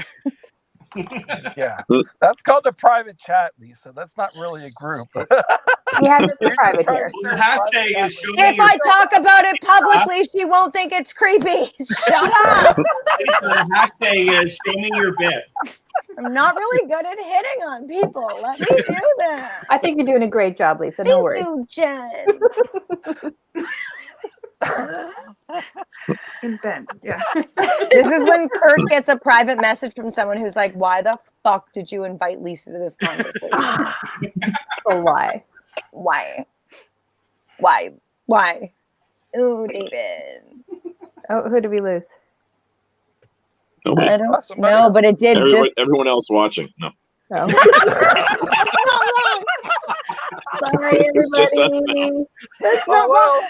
I do want to say when Kirk invited me to this, he never said it was live streamed. I thought it was like a little itty bitty little catch up. And that is a bold-faced lie. I told you it was going to be live streamed. But then just before he was like, it's live streamed, and I was like, oh, I worked all day. Just be I'm lucky on my this isn't couch. on- Hey, just be lucky this is not on Super Channel. We can. I have that. I have that power now. Ooh, that's fair enough. That's fair enough. But no, when he was like, it'll be live streamed, I was like, oh, I've been working all day. I don't want to. And then he started calling me out so rudely on here that I was like, girl's got to show up or she seems like a snob. But yeah. Lord, the expansion of the truth. Oh. Yeah. I just chimed in that it was a live feed. When have I ever told the truth? Don't try and change me. So Joe, yes, it is show us your bits. Hashtag show us your bits. Oh, someone's we want to see everybody's bits, please. I don't think that's what Joe's asking, Jen. I know. Oh, I don't either, actually. Hashtag show us your bits. Wow, Jen, that was the most diplomatic response to that I have ever seen in my life. That was awkward for a little I bit. actually want to hire you as a publicist. Yes, Joe, it is hashtag show us your bits. You done great, sir. Meanwhile, he's like, Jen, show me your bits. Joe, you know what we're talking about here. You be nice. The spin was masterful. I'll explain a little bit of duality with Jen. She's both troublemaker, but also damage control at the same time. No idea what you're talking about. Yeah. Why do you think I love her? That's called job security. That's Need me now. Joe's trying to suck up now. Oh, thanks, Joe. Yeah. I'm gonna private message her and hope I don't get me too'd, but it's gonna be my phone number. I think Sean Kelly's trying to threaten us. He's like, I'm still here for now. I don't know what that's. Oh, Sean, we love you. Go on camera. Bring Sean in. Hi, Sean. You know what? Sean's been really interactive. I think we should bring him in. actually, if we get one more, we can like Brady Bunch this thing. Oh my goodness! I've heard that. I've heard that in an orgy before. Right. Lisa, you're not. Thank God this isn't live. They always did that thing where they looked at other people in the little square there. It was like they had Zoom before we had Zoom. Those motherfuckers. Oh, good point. Oh Actually, if anyone right now, I got Rose as my middle square. I got is Rose the as my for middle me. square. Do we all have Rose as our middle square? I'm just excited Kirk's still here and working. Sean's coming on! All right. Hey, Sean. I don't think I know who Sean is, but I'm excited. I got Mike, did you watch any of the films tonight? Hey guys, are you cool if I take a photo I of did. y'all? I watched the. I'm gonna do it. None of you answered. None of you answered, so I'm gonna do it. I'm taking a photo. Smile, wave, hello. I did have to dip out there for a couple minutes when the security guard came to talk to me, but they're done. That's all done now. I'm so proud of you for doing this while working, by the way, and like not privately, very live streamed. Well, it's You not always. It's not like I'm not doing my job at the same time. I'm still here. I haven't left to go anywhere. I do Rob, like the fact that you you're make the the only one- prettiest photo, Faye. Kirk, I'm like the fact that you're the only one getting paid to do this right now. So. That's actually fair. I'm supposed to be reviewing a script, and then Kirk just kept sending me message after message. Come join us, or we'll die.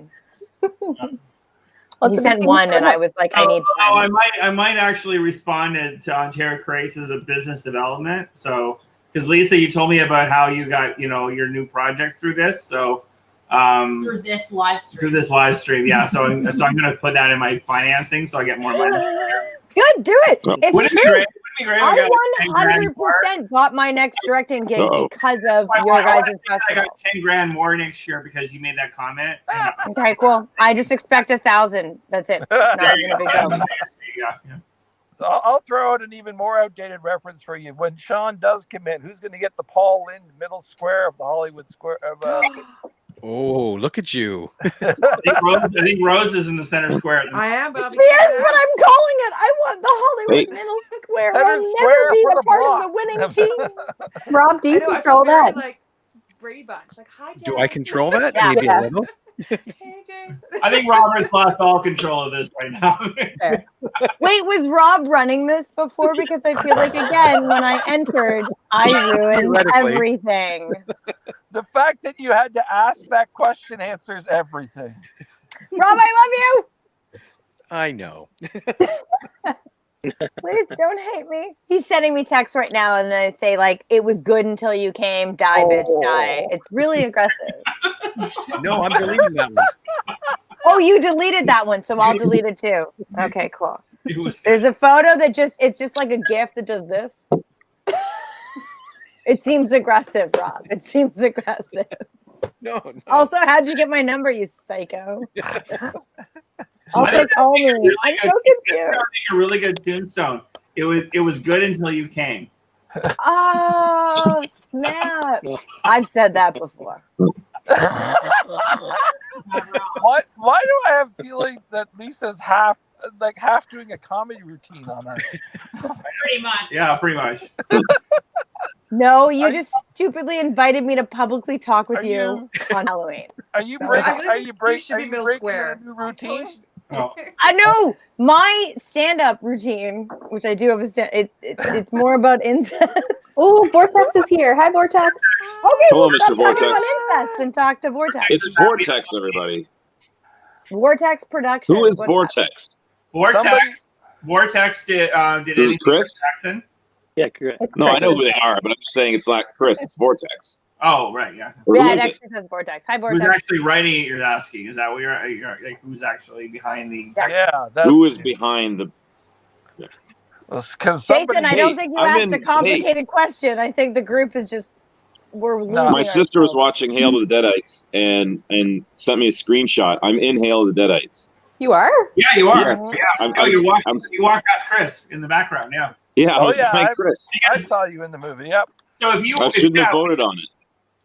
when you That was see a conflict of interest. when you see Chris Alexander being interviewed in the hallway of Horrorama, our table fits. Yeah. Was it Shockstock? No, it was Horrorama. Okay. It was the year they were at the Ramada, right? Yeah. Yeah, No, you're right. Hyatt. So there was you're confusing. There's Centennial Hall for Shockstock, but they also at the Hyatt for Horrorama, and the interview is Chris Alexander. And our bits table is off the screen to the left, and Jason, you walk across in the background behind Chris, and you're walking from the bits table to wherever in the background, and there's like a really quick shot of that, which is hilarious because you're walking along and you kind of do like a little like, huh? Yeah, I noticed that. Yeah.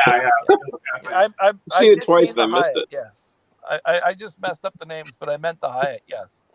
Yeah. So guys, Actually, my kids spotted Jason, and then I was like, "Oh shit, that is it." Yeah. Jen was about to do something sorry.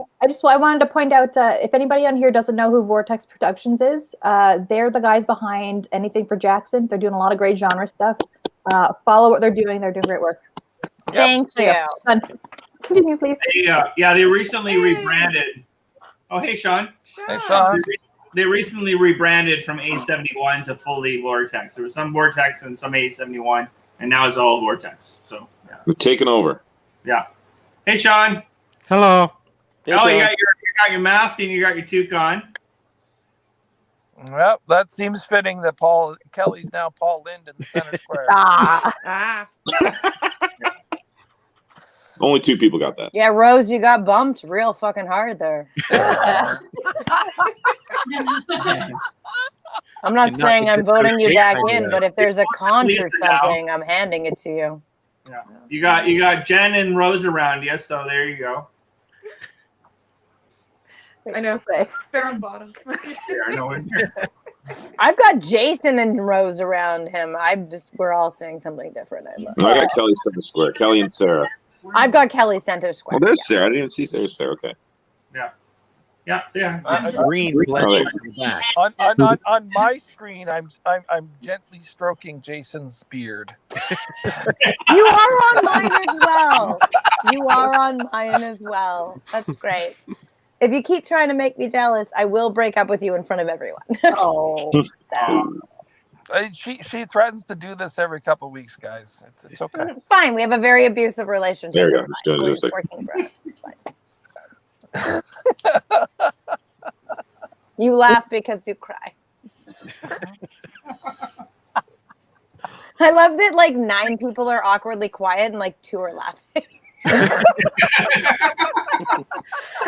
else is like, I'm trying to look at people, and it's like, look, I'm gonna look up at Jen. Weird, and then Kirk and Kelly are like, they're joking, and everyone else is like Googling the number for fucking social services. And they're like, she's in Vancouver, he's in Toronto, he seems to need help.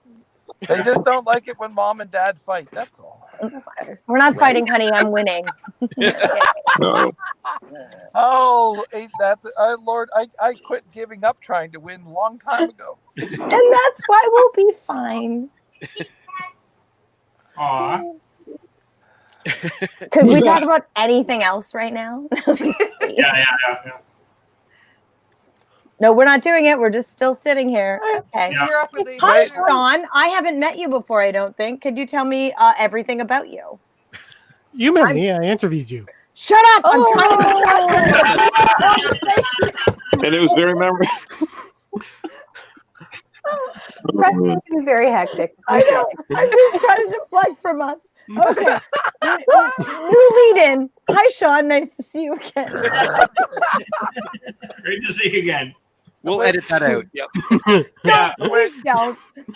The way that your wallpaper is, Sean, it looks like your actor is trying to bite you in the head. It does. It actually does. It's amazing. It's a steal from my film. Is it really?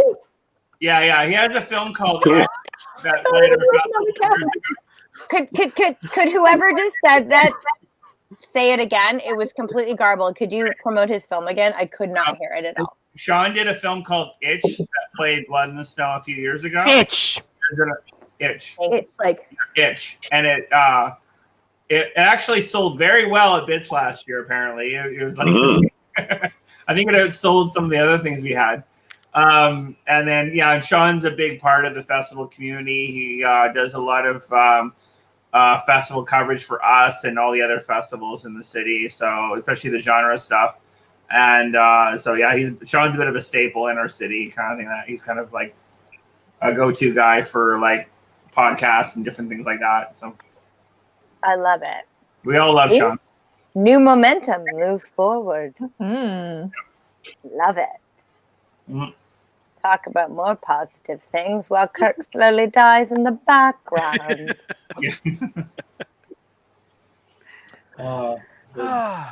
I'm not the one with the killer puppet behind me. That's true. Yeah. Dressed as a male stripper, thank you very much. You know what? I'll go get him. Yeah, bring him on. Come on. How do I turn off my camera for a minute? Just so you don't see my fat ass going to get him. Fuck it. I don't know how to do it. Okay, all right. So. Ask time. Uh-oh. She's unmiking. Wow. Oh, here we go. Yeah. It's Puppet Killer. Didn't he have a name? What was the name in the movie? Anyone remember? That's right. Awesome. It's almost 1 a.m. Bring out the puppets. This is like a Bits after party. Oh, hi there. Yeah. We need more puppets in like the fest. We do have puppets. We remember we had a whole puppet photo shoot. We had Tasha and friends. And then this year. What was in their Frostbite. Frostbite. It was like 2 groups of puppets we had one year. We had a whole What was the other group? It was Tasha and Frostbite. Yeah, Frostbite. Sorry, yeah, that was that. No, it was another one too, I think. There's Quiet Room Bears. That wasn't really a puppet. Quiet Room, but they still had the. Yeah, that's close enough. Oh, yeah, Greg's web series. Yeah, That's right. Actually, you're right, Mike. That was the. It wasn't. We could do. It was the web series here. Yeah, they brought all the puppets. Yeah. We could do. That's right. We could do a like a Puppets Bits Best of Puppets Blu-ray next time. Yeah. Themed. Yeah. That's not creepy at all. No. Puppets are great. I think I actually wrote, or one of us wrote in the program booklet that, or maybe we just said it on stage, I can't remember, but we just said that when we play Puppet Killer, that puppets are a big part of our festival. I think that was kind of a staple at that point. That's when I realized it wasn't super weird. We opened your festival. I was like, oh, you guys are just fucked. And then you know us and you know the truth, right? Yeah, I think one of the notes, I can't remember if I wrote, I think it was me who wrote it. I think we have like filmmaker notes on Film Freeway. And I believe my note to your film was, it has puppets and has Gigi. Why else would we, of course we're going to play this film. I love you. Thank you. I think now that we know you. I'll send you a screenshot of it. I think that's actually my comment was, I it has love you. Gigi and has puppets. We're going to play this film. I love you. She's so goddamn amazing. Like, I think I've told this story enough that people know that I was originally supposed to play her role. Oh my God, I could not have done it as well as she did. And then my crew asked me to direct it. And so I figured like I'm not talented enough to direct and be a lead in the film. So I wanted another Mexican female to play it. And she was like literally my only option. Like I met her and I was like, if you don't do it, I have nothing. And she so lovingly said yes. And I was like, cool. If you were like, I don't know, Sofia Vargas and she's 50, it won't work. Like I was like, please help me. She's one of those people that are just like you're just blown away by, but you're not jealous at all. Like you're just so happy that she's doing so well. Like it's just like lovely. Oh, I love her so much. Yeah. And we live 10 minutes away from each other. So we just did an award show last weekend where we just got drunk in my front yard, socially distanced and drank champagne. And she is, I think people need to give her more credit for being that good of a human. She is so amazing, so kind, so giving. Her and I both support each other so much in each other's careers. And I think I say this a lot at festivals, but people pit women in horror against each other. We are both Canadian, Mexican, female horror directors from Vancouver, and we will die for each other. It's in. We are the best of friends. And I think people need to stop pitting us against each other and know that we support each other. And she has gotten me opportunities that I wouldn't have got without her. And I've arguably not given her the same back, but you know, I love her. I've tried the best I can, and I will continue. And she's the Swiffer girl. Oh my God! She's the Colgate girl. She did a Colgate commercial. I haven't seen that one yet. Someone just messaged on our YouTube little fucking thing for our trailer and like, is that the Colgate girl? And I was like, I didn't answer, but I was like, she's so much more than the Colgate girl. Like, bitch just got signed on to do another feature for Blumhouse. This girl is destroying right now. They just announced that. Yeah, absolutely. Yeah. I'm so proud of her. It's also, don't forget, for anybody with small kids, they would know her as the voice of one of the people in that Little Monsters show, whatever. Yes. And you know what? I watched it to support her, and then Netflix is like, we have new suggestions for you. And I'm like, they're not accurate at all. They're like weird children's things. And I'm like, go screw yourself. I think everyone every day should celebrate Gigi. Like she's just literally the greatest female Canadian Mexican to exist in history. She has a new show premiering today, doesn't she? There's a new show premiering today. Oh, okay. I don't know if I'm allowed to say this or not, but she obviously sent it to me before it came out because we're besties, and she was just like, hey, what do you think? My ex-fiance is in it. Trigger warning for Lisa. Go Hispanics. Evidently we only date each other. It's so good. I'm so proud of her. Does it come out today or tomorrow? I think it comes out today. I guess it would be today. Yeah, on, for Crypt TV. So, yeah. Fucking props to Gigi. Watch it. And then she's got another film called Bingo, feature film coming out next year for Blumhouse. Like, are you fucking kidding me? This girl's well, her film that she did for that Into the Dark series for Hulu? Culture Shock. Are you kidding me? So good. It was like the highest rated of all of the films that was made for that series. 100%. on Rotten Tomato. Wow. Nice. That's wild. Yeah. I think there's a few people though too that are successful or semi-successful or whatever you want to call it, that are like, successful, like that don't really forget where they're coming from. Like I think Gigi's in the same category as someone who's very known in Toronto here, Warren Sonoda. Like it's kind of the same idea, like where he really is kind of like one of those people that has been successful. He's got the Order of Ontario and a bunch of stuff. Like he's done really well. Does stuff with Trailer Park Boys all the time. And he hasn't really forgotten where he comes from, and he's still really like if you message him right now, he'll like totally help you. Like he's really that kind of like, I feel like Gigi's kind of in that category where they're up and coming and they could have like a really big ego if they want to, but they're still really down to earth and they're not kind of forgetting about where they're coming from. I 100% agree with that because Girl has slayed, right? Like 2 years ago, Blumhouse made a statement that they couldn't find top female directors, which was I remember. I remember. In like months, Girl directed. Then she directed an episode of The Purge. She's directed for Warner Brothers. She's now working with Blumhouse again. And yet, when you meet her, she is the kindest, humblest.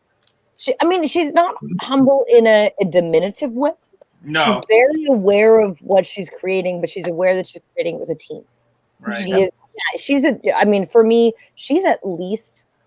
I hate to say this. I think she's like 10 years younger than me, but I find her quite inspiring. I am honored to be a friend of hers. I'm honored to interact with her. Both of us are so proud as Mexican Canadians. Right. And she's just a badass. Like that girl is on fire for her own right. You know, she fights hard every day. There's days we're in quarantine. I'm excited I put on pants. That girl's taken 9 movies.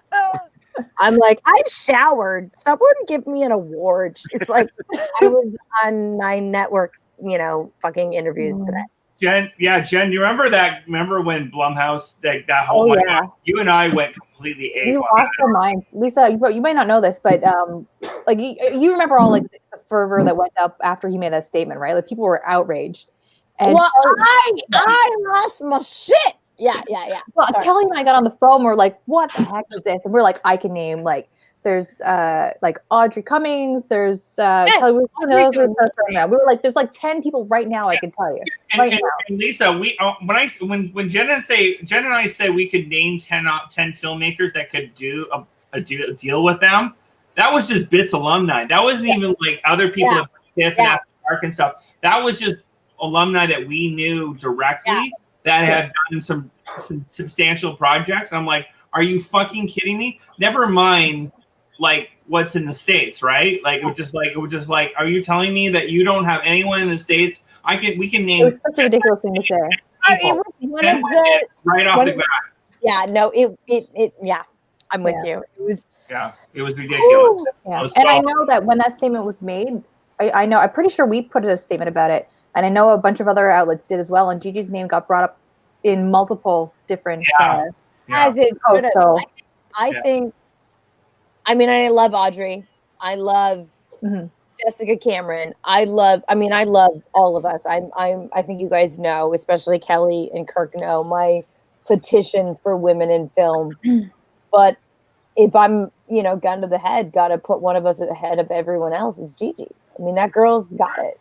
She's got everything that needs to be there, and she's culturally aware. And again, as a Mexican, unfortunately, or fortunately, I don't know where that lies. I identify as white to a lot of people, but I'm a Mexican. Right. I'm a very proud Mexican, and anyone who knows me knows how proud I am as a Mexican. So I'm not just stoked that Gigi's a female director from Vancouver.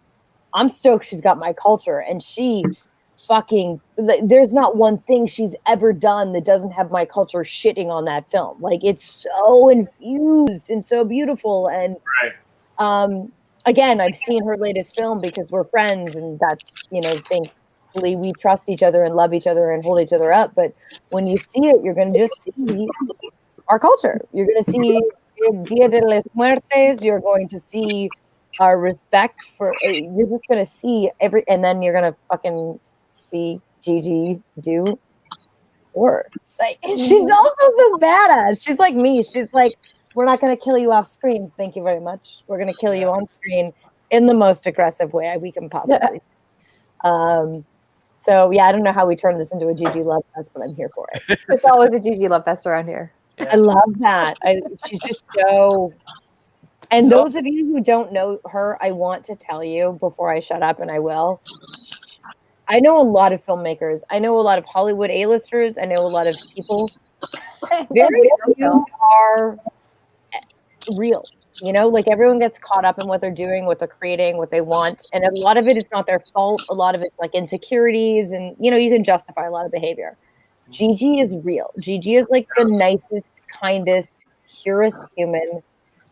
And she is so organically creating content for the right reasons. And I would encourage everyone watching this to be a fan of her and to support her and to watch her. She's just everything. She's everything. But I will say though the bench is deep though. I mean, there's a lot of other filmmakers too that I think really need to have that attention. Janishka, who did level 16. She's filming in Newfoundland right now. What? She's filming in Newfoundland right now. Yeah. Yeah, she's doing a series out there. Yeah. Yeah, no, she's blowing up really good. She did the Banana Splits film last year, which I still need to get a copy of. May I ask, was she the director? Was she the actor? Let's honor her. I have a copy Size her up. sitting on my shelf. I haven't watched it yet. Okay. I'm the same as Sean. I bought it when it came out. I just have not watched it. Yeah, Guys. I'll tell you this, by the way, now because we're getting the late hours here. There was no film that have ever that was out, a Canadian title that was out that I wanted so badly for Blood in the Snow was the Banana Splits. Just because I was such a huge fan of that show. Yep. Like religious level of I cannot, this is one of my favorite shows of all time is Banana Splits. And then have a BITS alumni who's directing a horror movie version of this, just blew my fucking mind. And Jason and Kirk in particular, programmers on here will know how much I went. I contacted Warner Brothers. I went completely ape trying to get that fucking Good title. for you. Oh, guys, we wanted to get the Banana Splits to come out here. We're going to put the red carpet. I had visions of the Banana Splits in front of our BITS wall. Of that I wanted the Banana Splits in the costumes. I'm like, this is the best PR thing you will ever have. We'll have photos. I was telling Warner Brothers, I was sending them emails. I don't know if anyone's reading or not, but I was sending emails about we have the Banana Splits on at the Super Wonder Gallery in front of the wall doing all this crazy stuff, and you'll be able to tweet it all around the world. And Banana Splits are killing all of us. So it would have been amazing. Missed opportunity. I can say we were getting a near weekly update from Kelly with regards to how the process was going. This was a project for me for about 3 months. I was going absolutely insane on this. I think part of the reason why I haven't watched the film is that it's hurting me so badly that we didn't get that, because I was just this would have been that would have been the moment. That would have been that's the thing. That's the one that got away. It's not an easy film to find too. Wasn't really put out there very well. Wasn't really put out there very well. No, they did. Well, that's the problem. They did it. That's the missed opportunity for them is that they made it a straight to video film. It's an audience movie. It's a total audience movie. I just saw it literally a couple weeks ago. It's crazy that they didn't roll in theaters. They should have played in theaters. I don't know if you guys saw it, but there's a new Nicolas Cage starring version of that similar story, where he goes to one of those Chuck E. Cheese type places, and the animatronics start to try to kill people. Sorry, what is it called? I'm here for everything you just said. It's called Willy's Wonderland. They just dropped a trailer yesterday or the day before. Is it Canadian? No, it's not Canadian, but it's Nick Cage versus a bunch of animatronic broke the fourth wall. monsters. I'm fucking in. This sounds all right, amazing. Jason. This is our segue to Nick Cage stories in New York. Yes, Okay, Joe, I'm in for You're the Banana with you, dude. Everybody think about your one Cage Rage story. Let's go. What's your Nick? Yeah. We have Nick Cage stories to talk about. Yeah. We were at in 2012. 12. Yeah. What? February. Yeah. For my birthday, actually, it was my birthday. Yes. We were in New York City for a Fangoria party that was thrown for Nick Cage for Ghost Riders 2. And it was like this is the point where he was starting to, career was starting to go down the hill. And we had a party for him at Times Square. Well, we being Fangoria. What? Well, Fangoria had a party for him, not you and I. Like Fangoria. No. Yeah, we were at the Personally. party, but we were there for the Fangoria party. I'm not saying we threw it, but we were there for the Fangoria party in New York City. And it was funny. Yeah, he showed up, and I remember I went and asked him. Because at that point he hadn't done a horror movie. He had done some now, but he hadn't done a horror movie yet. And I said to him, how come you haven't done a horror movie yet? It seemed like it'd be so perfect for that, you know? And he goes, yeah, I just haven't read the right script yet. And I didn't say this out loud. So but I'm like, have you read the scripts? Like. Well, Kelly, he's done so many horror films at this point. Maybe he took your advice. I hope he did. I'm really hoping I influenced. Yeah, like Color. Oh, so you're the reason he did Color of Space? I influenced Nick Cage's career. I want to try and take credit for that. You know. I think you can attribute Midnight Madness to his changing career. Yeah, I know. Yeah, we're all a little concerned. Oh, Mandy. You know, just like I'm kidding. I know I'm kidding myself. Yeah. So my sound designer, who's like the greatest human being in the world, is watching right now, and I just want to say hi to him. Hi. What's his name? Shout out.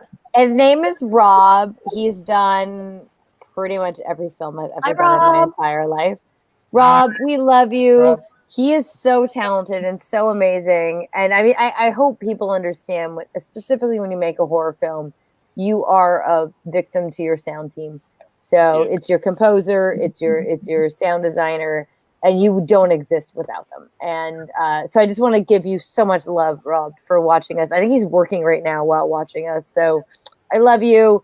Thank you for making us what we are, and please work with me forever or I'll die. I will say that, you know, and I think Jason and Kirk will back me up on this, is that films are made in the post production with the sound design. Grading. 100%. If you fuck that up, your film's screwed. Like, you if you don't have that, one of the major notes that we send films that don't get in is work on your sound design and color grading. It has to be there. If you don't get that right, especially the sound, I think sound more than anything is like if you muck that up. And Jen Rose will both of them will back me up too when we did our sound design for our feature. How much we learned with George Flores, eh? Like, wow. Flores. That was our film school. That 3 months, we spent 3 months in his studio that summer of 2014. And boy, that was the biggest film education I have ever received. Just the filming of it had nothing on that. Like, George put us to school. He showed us exactly how to do sound for a feature and what to do, what not to do, and we learned so much from him on that. That was just like the most incredible life experiences I ever had. Actually, was just learning just spending the day with him, day after day. We spent 8 hours a day sometimes with him, and it just went on and on. But we learned so much, eh? It's amazing how an audience will forgive visual, but not sound. Not audio. Like people will you can see people cringing if the sound is off completely. So it's fascinating how that, And it adds so much production value too. Like you can, especially for a horror movie, there's so much you can add. You can afford to do this, and that sound can fill in so much. I mean, look at Evil Dead 1.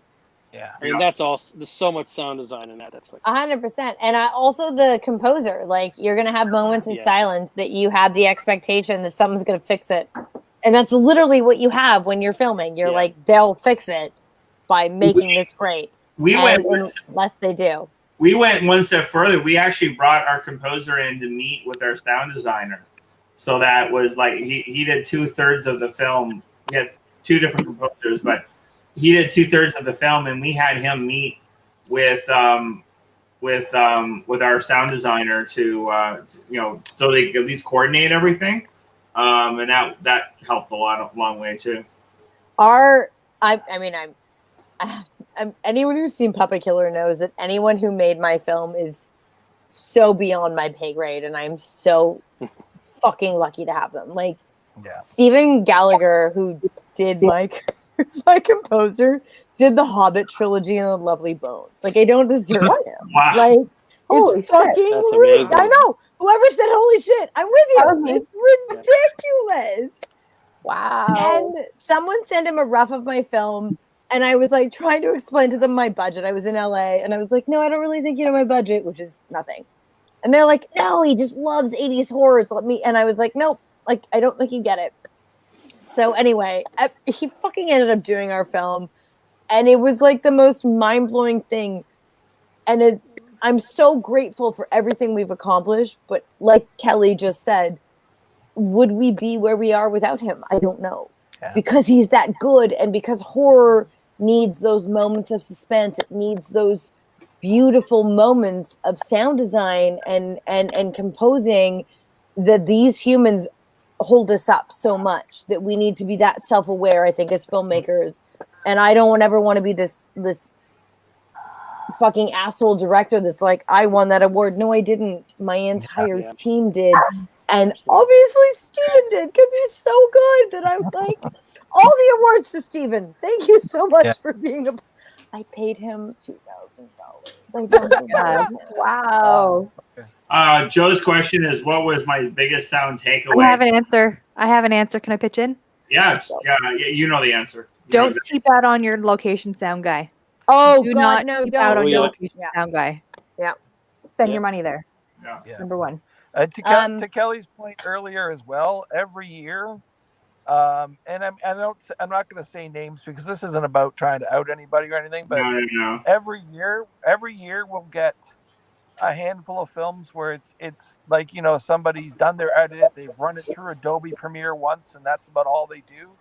And it's like, you may have done that for your short and it was fine, but if you're making a feature, you got to invest some more money and some more time in it. Can I add to that to say, and again, I don't want to ask people to spend more money than they have to spend, and I honor all of you. It's worth it to go into a studio to get a 5.1 mix. When you have a horror film, the moments that work are the moments that work because there's suspense. So it's like a across a roof, or it's when you get the 5.1 mix, that's where you win in a horror film. So it is worth spending the money to do that mix. That's where you destroy. So I understand that all of us are dealing with budgets, but if we could all have the foresight to put X amount of money into the future to get that sound mix done, to get a 5.1 mix, you're going to win. Yeah, you're going to win. Yeah. Sorry, actually, fuck this. I'm talking way too much. Jason, just talk right now. I want to hear everything you have to say. I can't hear him, but I'm just listening. Yeah. Oh. Well, I will say something from the festival perspective. If you don't have a good post house too, the other issue is that just because you have a 5.1 doesn't mean you should use a 5.1 for everything you play. Because when we used to play at the Carlton, and Jen, you're nodding your head, is that they don't have 5.1. They have a simulated 5.1, which is stereo. And if you don't deliver a stereo mix to if you deliver a 5.1 to a stereo, theater is going to sound like shit. Same if you put it online, and same if you do broadcast, if you don't have the right hand of that too. And so if you don't have a post house that's doing the specs, because we were warned. One of the things that we learned was make sure we got like 3 or 4 different outputs. Make sure you have here's the one for online, here's the one for stereo, here's the one for 5.1. Yeah. And if you are correct. Yeah, dialogue will totally be buried. Yeah. I apologize for that. Yeah, you need to build like 5 different delivery aspects in, and I'm sorry I should have said that.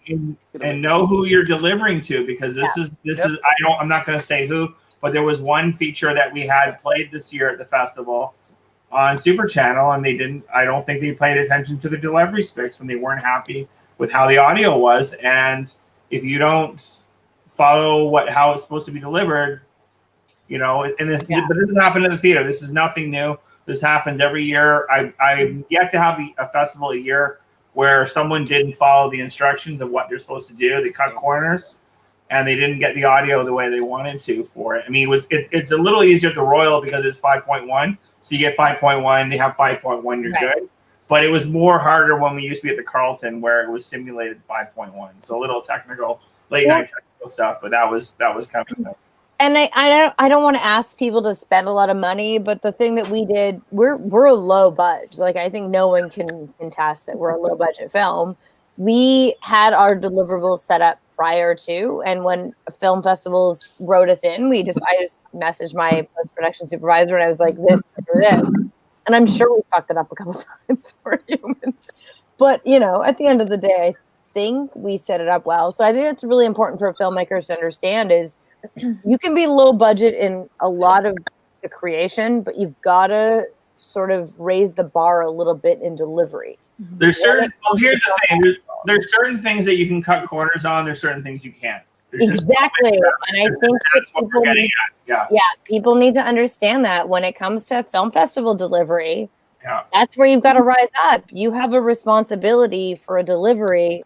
Yeah. And that's on you, and you guys as a film festival need to understand or have security in what people are delivering to you. Right. For years, whenever I'd have young filmmakers ask me about making the jump from shorts to features or stuff like that, I always tell them the exact same thing. Do not underestimate or do not underspend on your post. Yeah. Because there's a lot of other things you can do to cut corners and make things work, but you cannot post-production and like all of this stuff we're talking about, sound, color grade, all that stuff is not stuff that you can cut corners on.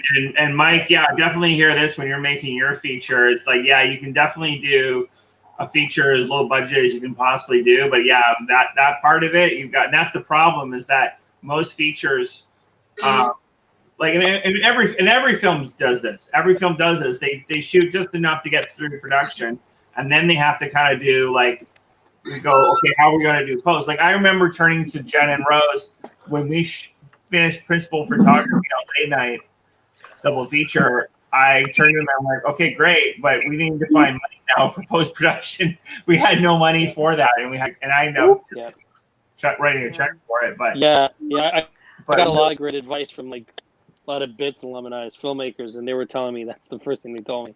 You make sure you have money for deliverables, your post. Like you need, if you don't have that. Well, the thing is, I've gotten savvy enough now that with it, there was a film about a year or so ago that submitted to us, and the post was so weak on it. I've known the guy for years. I said to him, just withdraw your film, raise some money for post, and do it properly, because we're not gonna do you a favor by playing this film the way it is, even if we did play it. So it's not gonna help you. So if you don't have those, because here's the thing. Actually, here's the other thing too, is that our the sound designer I'm talking with, George Flores, I'm giving him a big plug tonight. What was really great about him was that he guaranteed quality control. Mm-hmm. So if iTunes came back and said it didn't get past quality control, he was going to do it until it got through quality control. So we didn't have to worry about money down the road for that. Mm-hmm. So that's, in a way, if you get the right company or the right person doing it, you actually save money down the road, because then you don't have, because some post houses will just rump the bill. If you can get like a flat rate and they guarantee quality control, then that's all you have to pay. You've got that number, you paid it, and then it's like an investment. Like you're good to go. So, that's something. I'd add that to the music as well.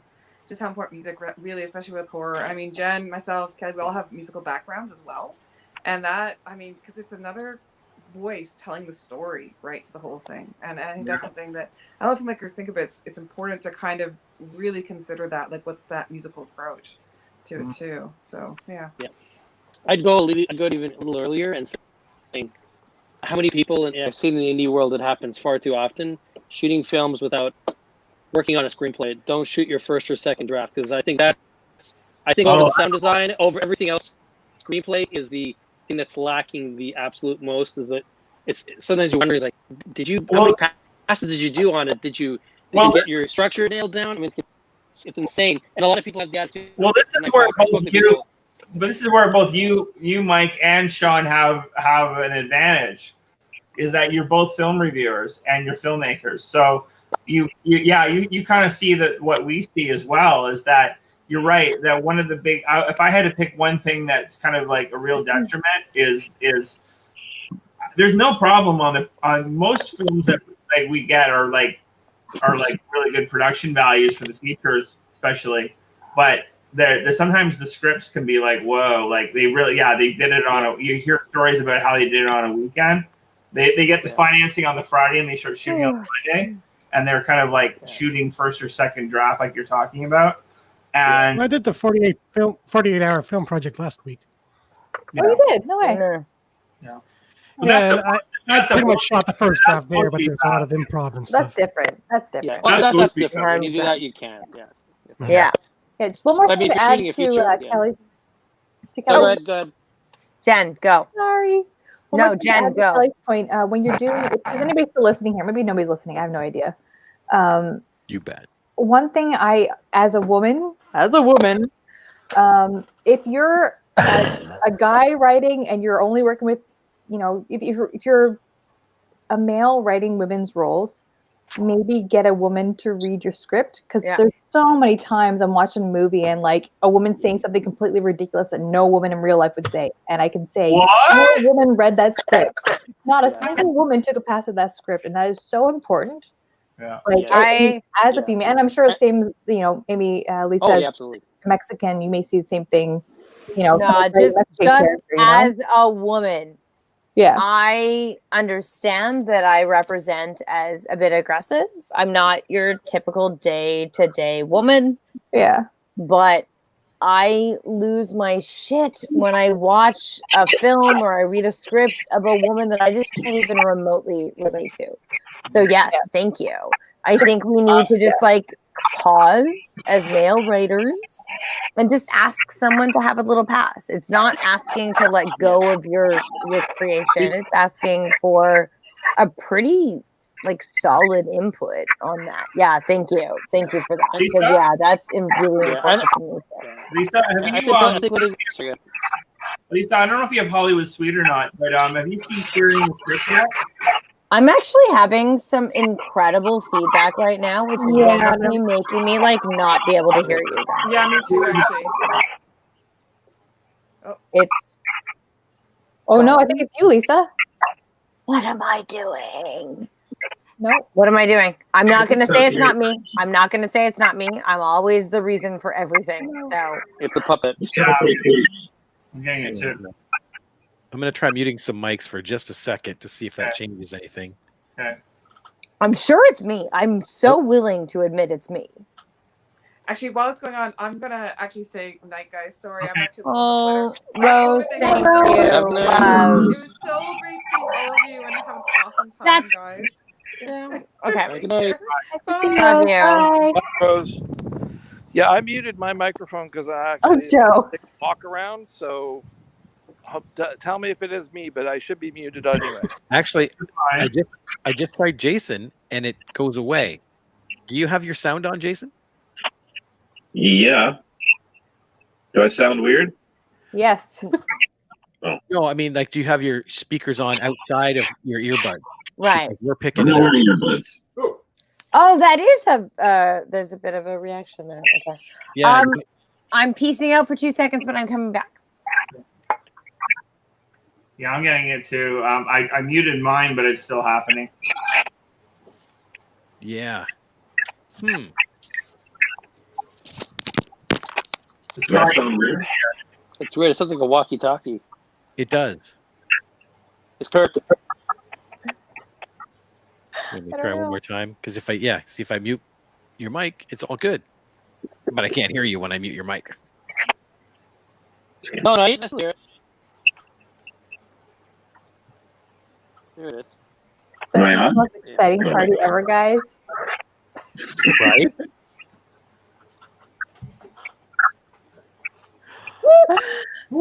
Exactly. Do we have figured this out yet, or? I don't know. You try muting Kirk's? Kirk's is already muted. Yeah. Oh, okay. Is mine muted? It is I now. don't think it's mine. I tried muting mine and it didn't change anything. No, it's. I'm back. That's not me. Yeah, it's something to do with Jason's mic, but I don't know why. I don't have earbuds. I'm just going to my phone's mic. It's a phone. Maybe that's it. Maybe. How loud is your volume? Hold on, let me check. If we drop it just a little. Better or worse? No, that's gone. It's better. Yeah. Can you hear me though? Oh yeah. Yeah, we solved it. That sounds good. Yeah. Okay, how about that? Yeah, so far I don't hear anything. That's good. There we go. It was just a little too loud. Oh, we've got. Oh, there. We still got some. So, what does everybody think about us being over Halloween this year? Different day. It's. Do you know? Yeah. It's interesting. We only got 11 visits today. Yeah. It's really Do quite you a know? many, isn't it? Do you know this is the first night we've ever done anything for Blood in this? I've never hosted an event or done anything on Halloween ever. In 10 years of hosting events or anything, I've never done anything on Halloween. Isn't that weird? We tried a couple of times. What? We tried a couple of times. Tried? Like what? Like the Oh, parties? like to do our press, like our announcements on Halloween. Yeah, but I mean, like, actually, okay. I've never booked like a theater and did like a screening or anything. Like, that's the first time like anything bits related has played like on Halloween night. I remember thinking that was really weird tonight. Like, I've never actually. You think you would have, but I've never actually done anything on Halloween. Because there's so many events, other stuff. Yeah. You're competing so much. Yeah. Not this year. Not anymore. Yeah. Careful Well, what you. even still, there's other events tonight too, online. But Lisa, I was going to tell you, there's a show on Hollywood Suite. I don't know if you've watched it or not. It's called Queering the Script. No, I haven't seen that. It's really good. It's if you can get a copy of it, check it out. And Queering the scripts. Yeah, Queering the Script, and it's basically about. I'm going to use my blood in the snow pen to write that down. There you go. It's about lesbian. Oh, It's specifically about lesbian and bi representation in media for different films, and I watched it again last night, and it's really good because it really talks about representation and negative, not just the lack of representation, but the negative representation where, lesbian characters are getting killed off like too many times. Like early, yeah, you know what I'm talking about. So, okay, so I get really fucking angry about this shit. So I think most people know I'm a happily representing queer fucking Mexican Canadian director or whatever the fuck you want to call me. I don't care. But I'm so angry about the fact that like routinely we kill the queer or the ethnic character first, and I think we could just shift away from that a little bit. That's why I thought to mention it, because I watched it again last night and I was thinking of you. It was like, Thank you. It's the it's really kind of something that we're kind of like being more mindful of like yes, of like the films that we're getting and stuff like that too. Because it is really getting, these old tropes are really getting old. But I want to honor something, and I want to say this publicly for everyone watching. Like, I am a fan. I love 1980s horror slashers. I don't care that we victimize sexualization in the 1980s horror films. I don't care that women that were having sex then got killed as a result of that. That's fine. That's what we did then. Let's just change what we do now.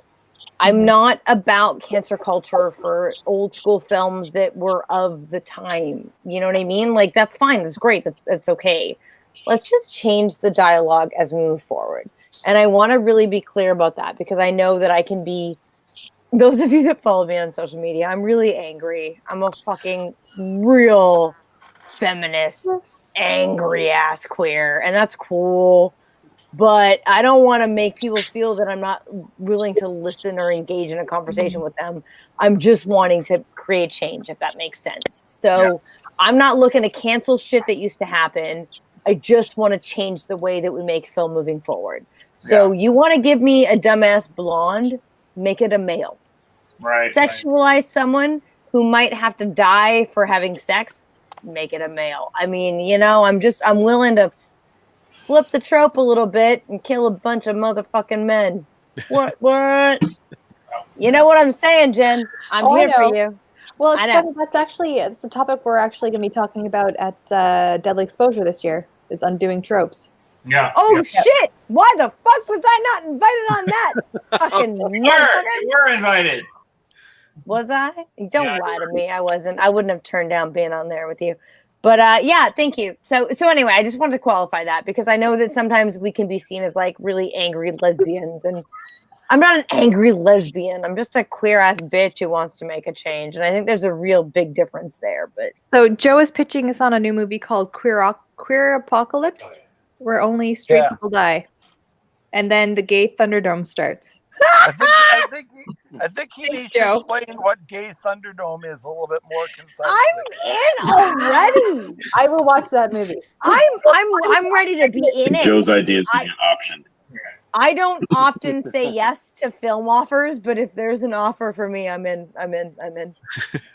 Also, reach out to Brendan Steele, who did Velocipaster. I feel like this could be a really good collaboration. Well, on that note, you are in love with that movie way too much. I am so obsessed with Velocipaster. How are you not all obsessed with this film?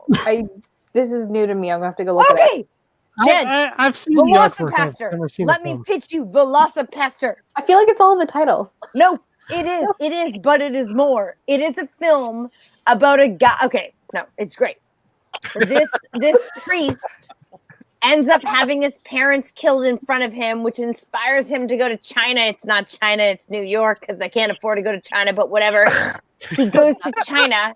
He ends up having like this spell cast on him / whatever. It doesn't matter. He becomes a Velocipaster, as in he's a pastor who becomes a Velociraptor who fucking avenges bad people and falls in love with a hooker. It's amazing. I'm totally sold on this. Totally sold. Isn't it Canadian? It's not Canadian. He shot it in New York, and not only because his name is Brendan Steere. I do not know him. I'm just so crushing on him. I'm trying to find him in every way in my life. The gentleman who plays the elder priest is his dad.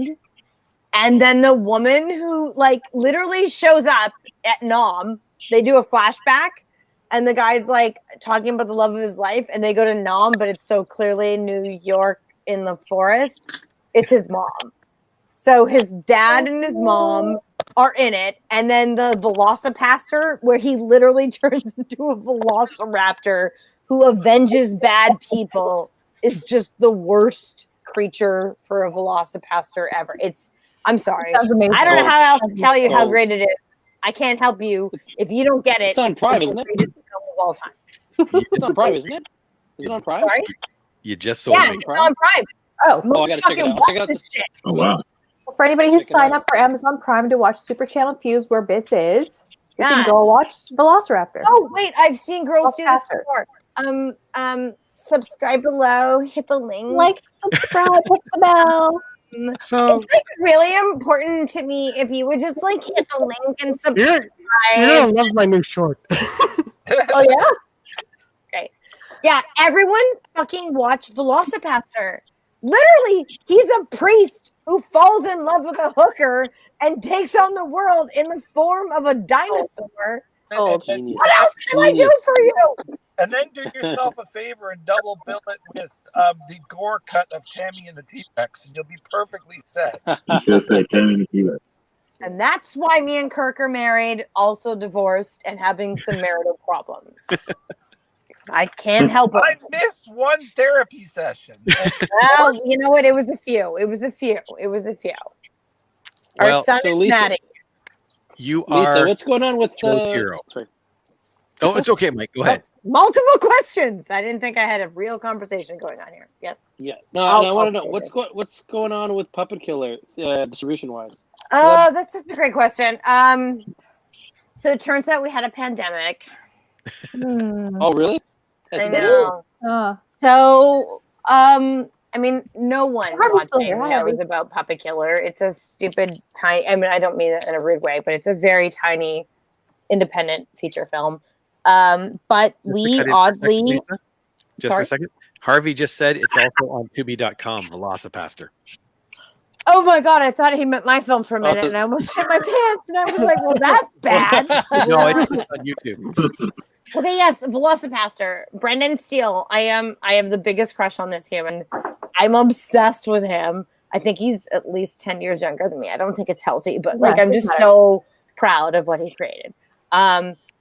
So Puppet Killer, we yeah, got a dog freaking out right now. It's fine. It's fine. How's that working out for you? This is Gizmo.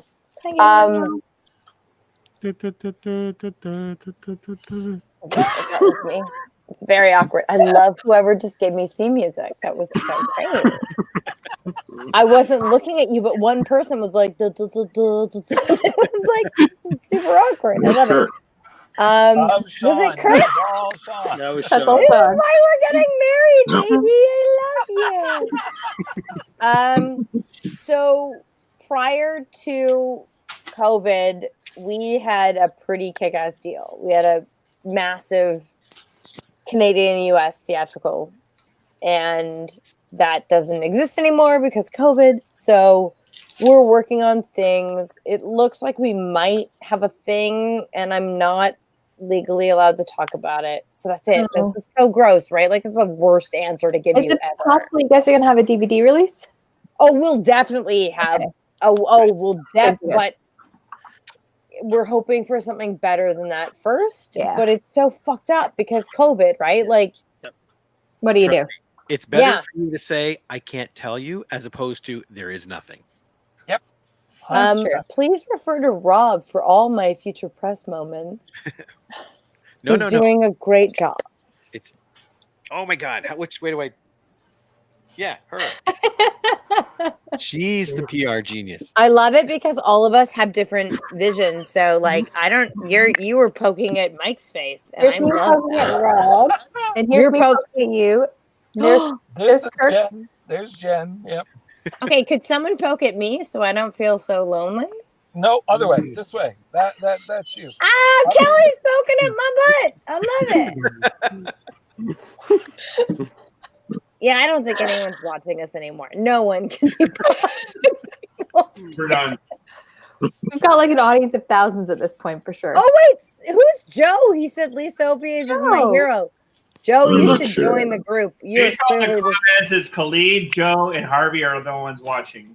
Well, this guy says I'm his hero. I think he should Sorry, clearly guys. join the conversation. He sounds intelligent. He sounds amazing. Joe is one of our main photographers for Bits. He's definitely taking your picture. Yes. I Oh, you guarantee- know him as a human. He's not crazy. Yeah. Oh, Well, You that's what I bet him can't as a guarantee. human. No. I always Don't go assume that far. anyone that thinks I'm great is a Lisa, bit the, crazy. the infamous Facebook photo that we were talking about earlier when it was my profile Oh, our Joe's lovey, the lovey, one- dovey, love a dovey, dovey Joe's the one photo. who took that picture. That was Joe.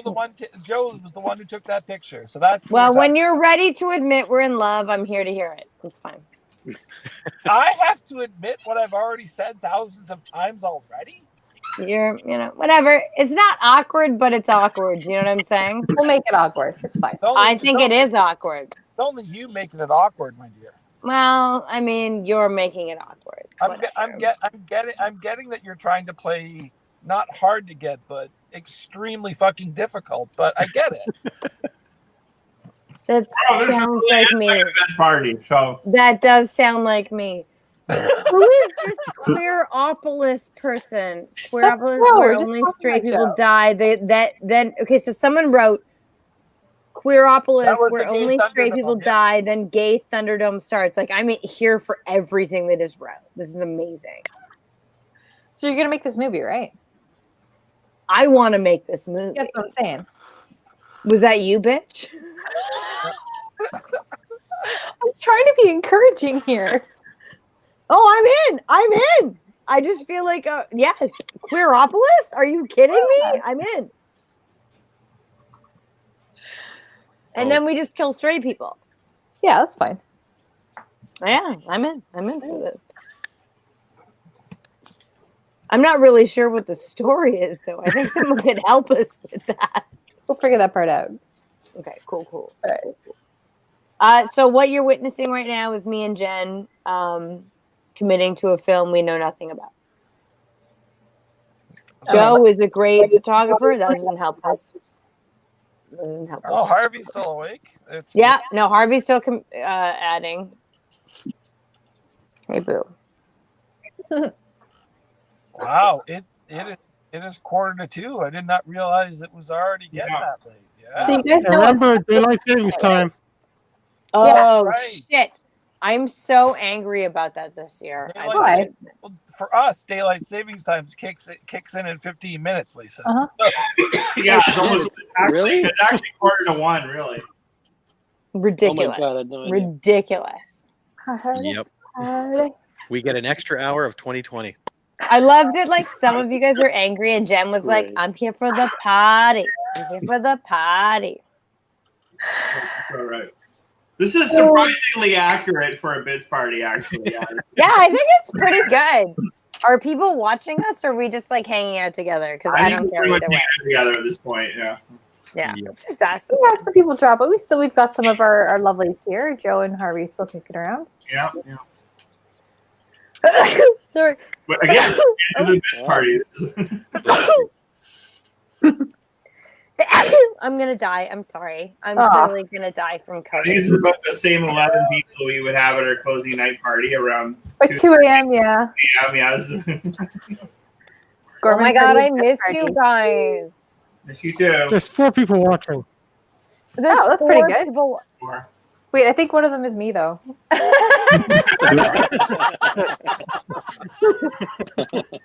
That's pretty. Eh. Okay. Who is this amazing Joe human? I love them because they said that I'm their hero, so clearly they're the smartest person ever. Kirk, stop laughing. Yeah. No, it's just that you're fixated on this one comment. It's Because no one else was nice to me. Why don't you be nice to me? Send me some love. Yeah, there we go. Party is good. 2020 extra hour is not. Oh, yeah, no, that's fair. That's fair. I'm ready for this year to be done. That's fine. Yeah, I think we're all ready for this to be done. Yeah. Oh, yeah. Well, making the best of a crazy year for sure. So. yeah. Mhm. Absolutely. I'm ready for bed. Yeah. Who said that? Was that Rob?